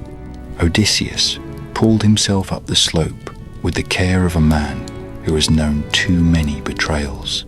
He moved slowly into the shelter of the woods, found a bed of leaves beneath a pair of olive trees that leaned together like old friends, and at last gave in to sleep, dreamless and deep. It was not the gods who found him there, but a girl. Nausicaa, daughter of King Alcinous and Queen Arete, had come to the river's edge with her handmaidens to wash garments and laugh beneath the morning sun. She was young and proud, her skin golden with youth, her voice full of the music that lives only in people who have never had reason to fear the future. When the girl's laughter rang out across the valley, it woke Odysseus. He rose from the underbrush like a beast broken loose from a net, salt-streaked and half-naked, his beard matted, his eyes wild. The girl shrieked and scattered, but Nausicaa stood her ground. She did not run. Her breath caught in her throat, but her feet did not move. There was something in him that made the gods lean closer when he spoke. She saw not the wreck he appeared to be, but the shadow of something older and stronger, a man who had endured and could endure again. Odysseus spoke carefully, weaving his words as if they were cloth he had not touched in years. He asked for help, not in command but in humility. He praised her beauty with the practiced tongue of a king who knew the weight of flattery when tempered with truth. She listened, and though she knew nothing of his name or deeds, she offered him kindness. She gave him garments from the wagon, oil to wash with, food to still the fire in his gut. She told him to come to her father's palace, but not with her. Appear at the gates alone, she said, and fall at the feet of my mother. Win her favor, and you will win us all. It was a queen, not a king, who held power in the court of the Phaeacians. So he waited, and then followed, dressed now in linen and dignity, though his feet still bled. The city rose before him like something from a dream carved in marble and copper, with towers that gleamed in the sun and walls smooth as polished ivory. He walked through its gates unnoticed, guided by Athena, cloaked in a mist that kept the eyes of men from marking him. He reached the great hall, found Arete upon her throne, and knelt before her as Nausicaa had advised. The queen looked down on him with a gaze sharpened by rule and softened by time.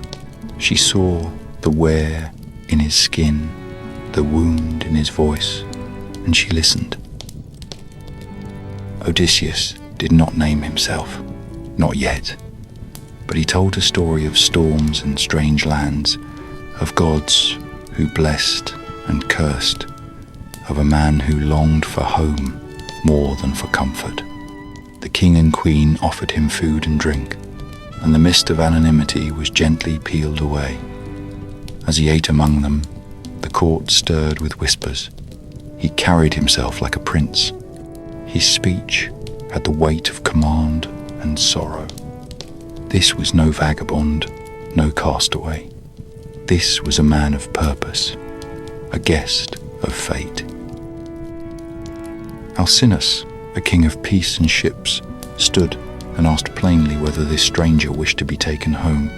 The Phaeacians, skilled in the way of sails and swift vessels, would grant him passage. A crew would be called, a ship would be launched, but first they asked him to tell his tale. Who was he? Where had he wandered? What had he seen? And so, with the firelight flickering across his face and the murmurs of the court falling silent, Odysseus finally gave his name, the name that had brought down Troy, the name that the gods had hunted, the name that still carried the scent of blood and salt. He said, "I am Odysseus, son of Laertes, king of Ithaca, and this is the story of my return." The hall of Alcinous grew quiet as the name Odysseus filled the air. It was a name that had lived in the mouths of bards and travellers, whispered in foreign marketplaces, and carried across oceans by wind and rumour. Some had spoken it with reverence, others with fear, others still with disbelief, wondering if the man behind it had become more myth than memory. But here he stood, cloaked in the firelight, eyes lined with salt and years, hands that had once gripped spears and now curled around a cup of wine. The court leaned forward, not with hunger, but with the reverence given to an old song sung anew by the man who first lived it. Odysseus drew a long breath. He looked not at the faces of the king and queen, nor at the servants standing still as statues along the walls, nor even at Nausicaa, who sat like a shadow among the listening. His eyes saw further. They travelled through the smoke of the hearth fire, through the painted rafters of the hall, through the distant blackness where stars drifted above seas he had crossed too many times. He saw again the walls of Troy, the broken gates, the flames rising like a final curse. He saw the Trojan horse, dark and still in the moonlight, a gift not from the gods, but from his own cunning. And so he began. He spoke of Troy, not with pride but with weariness, of the 10 years of siege, of the grief that sat heavy even in victory, of men who had grown old in armour and died before they ever saw their homes again. He told them of the gods who fought beside them and against them, gods whose favour shifted like sand in the wind, gods who could not agree among themselves whether men should suffer or be spared. And when Troy finally fell, when its towers crumbled and its people screamed beneath the fire, it should have been the end. But for Odysseus, it was only the beginning. When the final word of his story had been spoken, the hall remained still. The fire crackled. The torches sputtered low on the walls. No one moved to speak, not even the king or the queen. It was not silence born of uncertainty or confusion, but the kind that settles when something ancient has been unearthed and all present feel the weight of it pressing gently on their bones. The Phaeacians were a people of ships and sails, masters of calm waters and clever crafts, but few among them had ever heard a tale such as this, and none had ever looked into the eyes of a man who had lived it and returned with the voice to tell it whole. King Alcinous, regal and broad-shouldered, finally stood. He looked at Odysseus not with the gaze of a ruler judging a guest, but with something nearer to reverence. He spoke not of punishment or repayment, not of caution or warning, but only of honour. He said that no man who had suffered so deeply and endured so long should wait another day to see his home again. He called for his captains, for his craftsmen, for the finest ship in his fleet to be prepared with haste. Supplies would be laid aboard, a crew would be chosen, and Odysseus would sail before the next sunrise. He would not lift an oar, nor hold a rope. He would rest while others labored. It was a gift, but more than that, it was a recognition. Even a stranger, once welcomed and known, became sacred under the laws of their house. That night, a final feast was held. The singers came, their fingers dancing along lyres carved from golden wood. The bard Demodocus was brought forward again, and he sang of Troy, of heroes whose names still echoed in the halls of the gods. He sang of Achilles, of Hector, of the fire that swallowed towers and the weeping that followed. But he did not name Odysseus in his verses. He did not need to. The man sat among them, quiet and pale in the torchlight, his shadow long behind him. It was enough that he was there, a man who had become a story and then somehow stepped free of it. Queen Arete pressed gifts into his hands, a cloak embroidered with silver thread, a chest of bronze filled with treasures that shone like starlight. She kissed his brow as a mother might, and whispered something only he could hear. Nausicaa said little, but her eyes held the weight of a farewell. She dared not speak aloud. He met her gaze only once, and when he did, he offered the faintest smile, small and sad and grateful all at once. When dawn came, the harbour was quiet. The ship stood ready, its hull curved like a swan's neck, its sail furled but eager. Odysseus walked slowly to the vessel, his limbs still stiff, but his heart braced for something he had not dared to feel in many years. Hope. The sailors welcomed him without ceremony, only quiet nods and firm hands helping him aboard. He sat at the stern, wrapped in the cloak Arete had given him, his eyes fixed on the sea that stretched before him. He said nothing. There were no final speeches, no vows, no promises. The anchor was drawn. The wind filled the sail. The ship glided from the harbour like a dream slipping into the edges of sleep.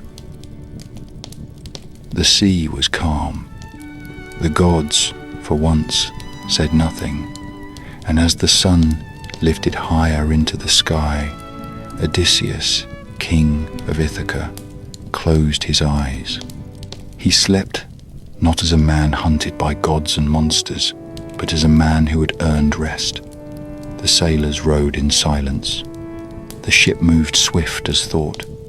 The homeland he had lost and found again in dreams drew nearer with every breath of wind. The journey was not yet done, but at last the worst of it lay behind him. And ahead, at the end of the world he had circled for so many bitter years, his home waited beneath a pale sky and the rustle of olive trees. The ship sliced through the waves like a knife through soft linen, silent and steady, carried not by the straining of men's backs, but by the will of the gods, who had at last grown weary of tormenting him. The sea lay still beneath a sky the colour of polished stone, pale and endless. Odysseus did not wake. He lay at the stern, his hands folded over his chest, his head resting on the cloak Queen Arete had wrapped about him, and he did not stir. His breath came slow and deep, the sleep of a man who had passed through fire and frost, who had wept in secret and screamed without sound, who had lost more than he could count, and had not yet dared to reckon what remained. He did not dream. His mind, long tormented by visions of monsters and storms, had gone quiet. No images came to trouble him, no voices, only the peace of darkness. The Phaeacian sailors did not speak as they rowed. They had seen enough in their lifetimes to know when a journey was sacred. This man was not merely a traveller. He was a vessel of something older than oaths, a figure pulled from the scrolls of myth to walk once more among men. When Ithaca rose on the horizon, a green spine emerging from the breast of the sea, they did not cheer. They only lowered their oars and let the tide draw them closer. The harbour was empty, as if the island itself knew to hush its breath. The cliffs watched in silence. The trees stood still. The water whispered against the hull, and not a gull cried out. It was not the return of a man. It was the return of a shadow. They brought the ship to shore beneath the cover of twilight. Odysseus still slept, unmoved by the slowing of the sea or the change in the wind. The sailors lifted him gently from the vessel, as one might carry a sleeping child or the body of a fallen king. They placed him on the sand, with the chest of gifts beside him and the cloak still wrapped about his shoulders. Then they returned to the ship and departed, their task fulfilled, their oaths complete. None remained to see the gods' vengeance fall. For Poseidon had not forgotten. Even in his silence, the sea god had watched, and when the ship that had carried Odysseus reached the open sea once more, swift and proud and gliding like a swan across the deep, he struck. With a glance, he turned it to stone. The prow froze first, then the deck, then the sail, all hardening into pale grey rock. The sailors, frozen mid-motion, became statues of salt and grief, caught forever in their final act of mercy. The ship sank beneath the waves, not as wreckage, but as a monument, a reminder that no kindness toward the son of Laertes would go unpunished. Odysseus knew none of this. He awoke alone on the shore of his homeland.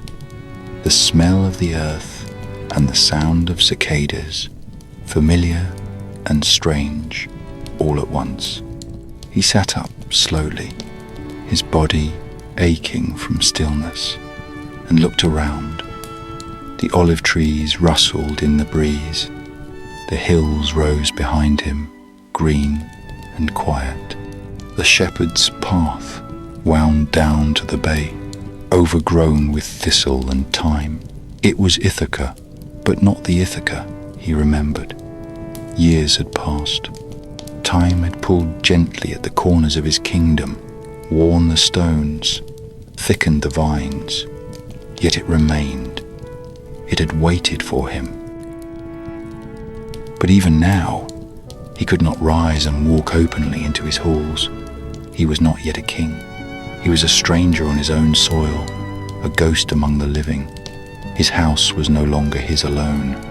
Suitors feasted in his halls, men fat with arrogance and drunk on his wine, wooing his wife and mocking his name. His son had grown without his guidance. His servants had lived without his command. His queen, faithful or not, still held her court. And if he returned as he was now, ragged and unknown, they would not bow, they would laugh. So he wrapped the cloak tighter about himself and took to the hills, leaving the gifts hidden in a cave beneath the watchful gaze of the gods. There, among the wild goats and wind-scoured stones, he met a man tending his sheep, a figure gnarled with age and calloused by labour, but strong still. And when the man spoke, it was with the voice of someone who had once called Odysseus master.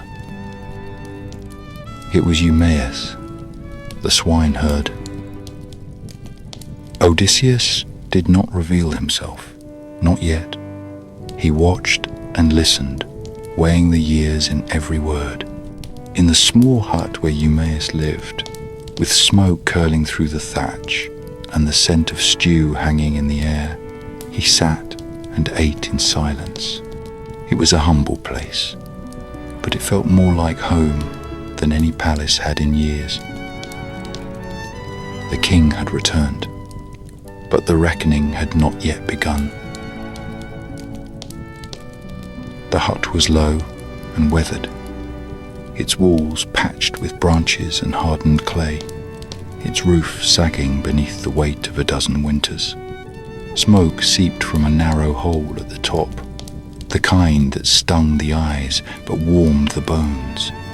Inside, the world shrank to firelight and the clink of wooden bowls.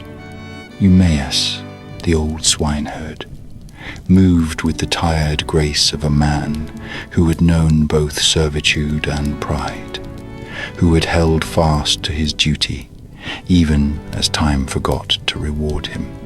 He spoke often, not with boast or bitterness, but with the slow voice of someone who had been left with silence for too long.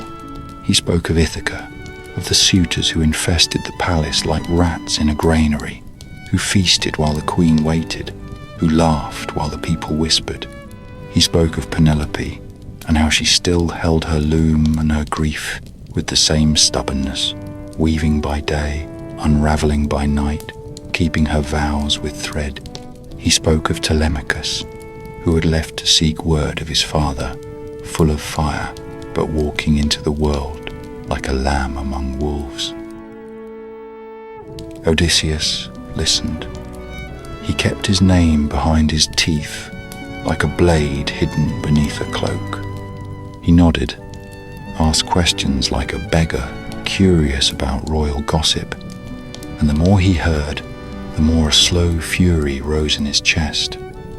Not the wild rage of the battlefield or the storm-tossed shipwreck, but the cold, patient wrath of a man who had endured too much to die quietly.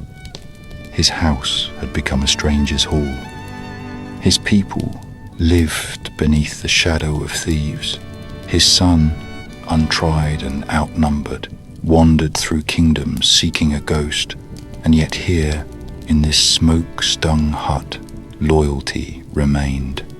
Eumaeus had not bent the knee to those who came to feast on what was not theirs. He had guarded the flocks, honored the memory of his king, and waited. That night, as the wind howled through the olive trees and the fire crackled low, Odysseus spoke to the gods, not loudly, not with prayer, but in the quiet between breaths. He named them. Athena, who had followed him through every shattered shore. Zeus, whose thunder had both cursed and saved. Poseidon, whose hatred had shaped the very years of his journey. He named them not to praise or to beg, but simply to be heard. If they still watched, they would see him now, not as the weeping man on Calypso's shore, not as the broken sailor lashed to a splintered raft, but as the wolf who had returned to his den and found it overrun. In the days that followed, Telemachus returned. Athena herself guided him home through seas that had once turned against him, and brought him to Eumaeus's hut as the sun set behind the hills. Father and son stood beneath the olive trees, one with shoulders weighed down by the years, the other with the restless fire of youth, still untempered by blood. They did not know each other, not truly. The boy had been a child when the ships left for Troy. The man had become a myth, whispered in longing and half-remembered songs. But when their eyes met, when words passed between them, truth rose like a flame long buried beneath ash. Odysseus revealed himself, not with grand speech, not with tears, but by lifting his disguise, his voice steady and low, his face shadowed but proud. Telemachus stared, Stunned by the gravity of what stood before him, he did not embrace his father. Not yet. He asked questions. He measured the man by his answers. And when the truth settled in his bones, when doubt fell away like a shattered scab, he fell into his father's arms, and for a brief moment, the years that had torn them apart seemed to vanish. Plans began to form. The suitors still sat fat and careless in the palace halls, believing their dominion unchallenged. They did not know that the king had returned. They did not know that the sun had become a man. They did not know that the gods, silent for so long, had begun to watch closely once again. Odysseus would not return to his home with trumpets or banners. He would return like a storm crawling over calm waters. He would wear the face of a beggar and carry no sword. He would walk through the doors of his own house as a shadow, as a whisper, as a reckoning long denied. And when the moment came, when truth would be revealed and names reclaimed, it would not be done with mercy. It would be done with the quiet, final justice of a king who had come home. The palace of Ithaca stood atop its rise, quiet in the early morning, a place of ancient stone and tired beauty. Vines crept along its outer walls. The great doors, carved with tales of gods and beasts, no longer guarded the honor they once did. Within, the halls echoed, not with the laughter of a king's household, but with the clatter of strangers feasting. The suitors had taken it for their own, grown bold in the absence of the rightful master. They lounged on couches meant for nobler men, spilled wine across woven rugs, shouted orders to servants who once served with pride, and mocked the name of Odysseus as if he were nothing more than a tale to frighten children. The queen's weaving room had become a place of whispers and strategy. The boy Telemachus was watched but not feared. And Penelope, the queen with iron in her spine and mourning in her eyes, moved like a ghost wrapped in silks. They believed the king would never return. The gods had taken him. The sea had swallowed him. And so they drank and schemed and waited for the queen to choose one of them, to surrender her throne and her body in the same breath. None saw the gathering storm. Odysseus returned as a beggar. His back was bent, his face unshaven, his clothes stained with ash. Even his voice had changed, roughened by years of screaming into the wind. None recognized him as he entered the hall. None bowed. They sneered and shoved, tossing scraps of meat and insults as if he were a stray dog sniffing at the edge of their feast. But he watched. He memorized faces. He counted the blades they carried and the distance between them. He marked who laughed and who stayed silent. He learned the measure of his enemies with the patience of a hunter preparing the last shot. Telemachus played his part. The son, who had once wandered the world seeking news of a father, now sat beside the very man, saying nothing. His eyes held the secret, but he betrayed nothing in word or tone. He waited as Odysseus waited. Even the gods held their breath. Penelope remained distant. She watched the beggar with narrowed eyes, her heart stirring in strange ways. Something in his posture, something in his silence. But still, she did not ask. She dared not. Hope had been a cruel companion, and she had learned to mistrust its voice. At last, the moment arrived.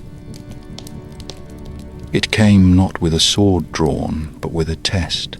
Penelope brought forth the bow, the great bow of Odysseus, curved and polished, carved from horn and strung with the sinew of giants. None among the suitors could string it. One by one they failed. Their arms trembled, their pride cracked. They laughed to mask their shame, and then the beggar stepped forward.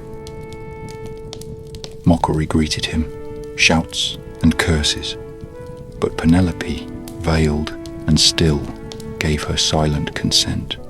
Telemachus cleared the space around him, and Odysseus took the bow. He strung it not with effort, but with memory. His fingers knew its shape, his shoulders remembered the pull. The string sang like an old song, long forbidden. He notched an arrow, he took aim, he fired. The shaft split the air like a knife and buried itself in the target with a thud that silenced the hall. Then he spoke. His voice rang across the room, clear and unshaking, stripped of disguise. He named himself. He claimed his house. He called out the suitors by name and named their crimes one by one. And before the echoes had faded, he fired again. The first man fell with an arrow in his throat. Panic erupted, but the doors had been barred. The suitors reached for their swords, but Telemachus had hidden them. Odysseus moved like the war god himself, loosing arrow after arrow, each one a judgment passed. Telemachus stood at his side. The swineherd Eumaeus joined them, and so too did Philoetius the cowherd, each man faithful, each man silent and fierce. Blood painted the stone, screams echoed against the marble. Men who had mocked the name of Odysseus now begged it for mercy. He gave none, not after the years lost, not after the halls defiled, not after the throne stolen and the heart of his queen wounded for so long.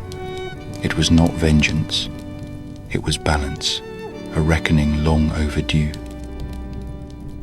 When the final body fell, when the silence returned and the torches flickered once more in quiet rhythm, Odysseus stood alone in the center of the hall.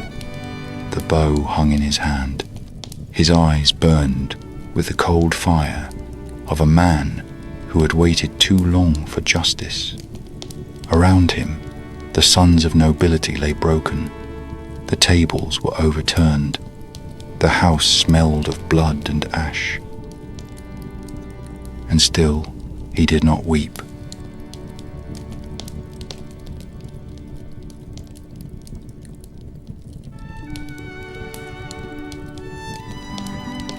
The slaughter had ended. The bodies of the suitors lay sprawled across the stone floor like fallen deer in a sacred grove, their wine-stained cloaks stiff with blood, their open mouths silent at last. The fire still burned in the hearth, the same fire that had once warmed royal feasts and now glowed upon the wreckage of treachery and justice. Odysseus stood in the quiet, his chest rising slowly, the bow still clutched in one hand. He had spoken no words since the final arrow flew. The cries had died down, the clatter of panic had faded, and only the soft shuffle of Eumaeus gathering the weapons of the dead disturbed the stillness. Telemachus, stained with the blood of men who had stolen his childhood, stood beside his father, his shoulders squared, his eyes no longer those of a boy. And yet, even now, Odysseus was not whole. Penelope remained apart. Somewhere in the palace, she waited, her loom abandoned, her thoughts a knot of hope and disbelief. Word had reached her, brought by trembling servants, but she did not run to the hall. She did not faint with joy. She stood in the shadows, silent as the stone walls, her fingers twisted in her veil. For 20 years she had dreamed of his return, and now a stranger in beggar's rags, claimed to be the man she had buried in her mind long ago. She had been betrayed by hope before. She would not be deceived by it again. Odysseus washed the blood from his hands and cast off the garments of a beggar. Athena came to him in that moment, unseen by mortal eyes, and touched his shoulders. His back straightened. His skin took on the glow of youth. His beard darkened. The weariness of a decade at sea fell from him like a shroud. And when he stood in the queen's chamber, he looked as he had when he left for Troy, proud and tall, with the same hard line to his jaw and the same storm behind his eyes. But Penelope did not smile. She studied him the way a sculptor studies a block of marble, looking for the shape hidden within. She did not rush to embrace him. She asked questions. She measured his words. Her silence was not coldness. It was armor, built over years of uncertainty. She had held the kingdom together with thread and will, had outwitted liars and silenced cowards, had raised a son alone and kept her dignity sharp as a blade. She would not fall into a man's arms simply because he knew the right name. And so she tested him. She ordered her servants to move the marriage bed, the one she and Odysseus had shared long ago, and place it outside the bridal chamber, a simple command, but one that no impostor could pass. At the mention of the bed, Odysseus stiffened. He spoke at once, his voice dark with memory. That bed, he said, could not be moved. He had built it himself from the trunk of an olive tree, rooted deep into the earth. He had carved the room around it, shaping their life together into the stone and wood of their home. It was immovable, unless someone had severed the tree, hacked at their very bond. At that, Penelope wept. She crossed the room and took him in her arms, not as a queen greeting a king, but as a wife reclaiming a husband. The years between them collapsed like dry leaves. They stood together, not as strangers, not as ghosts, but as the man and woman who had once begun their story with a single glance and had now ended a war with a single truth. That night, they returned to the olive bed. They spoke little. There were too many words, too many stories, too many scars to name. Instead, they lay side by side, the silence between them not empty but full. They had lost years. They had lost friends. They had nearly lost each other, but they had endured. The gods had tested them. The sea had scattered them. Time had tried to erase them. But in the end, they had returned to the place where it all began. And as Ithaca slept, beneath the moonlight that silvered the olive trees and the hills that had waited so patiently, the king and queen were whole once more. And that, dear listener, is the end. Sleep well. Good night.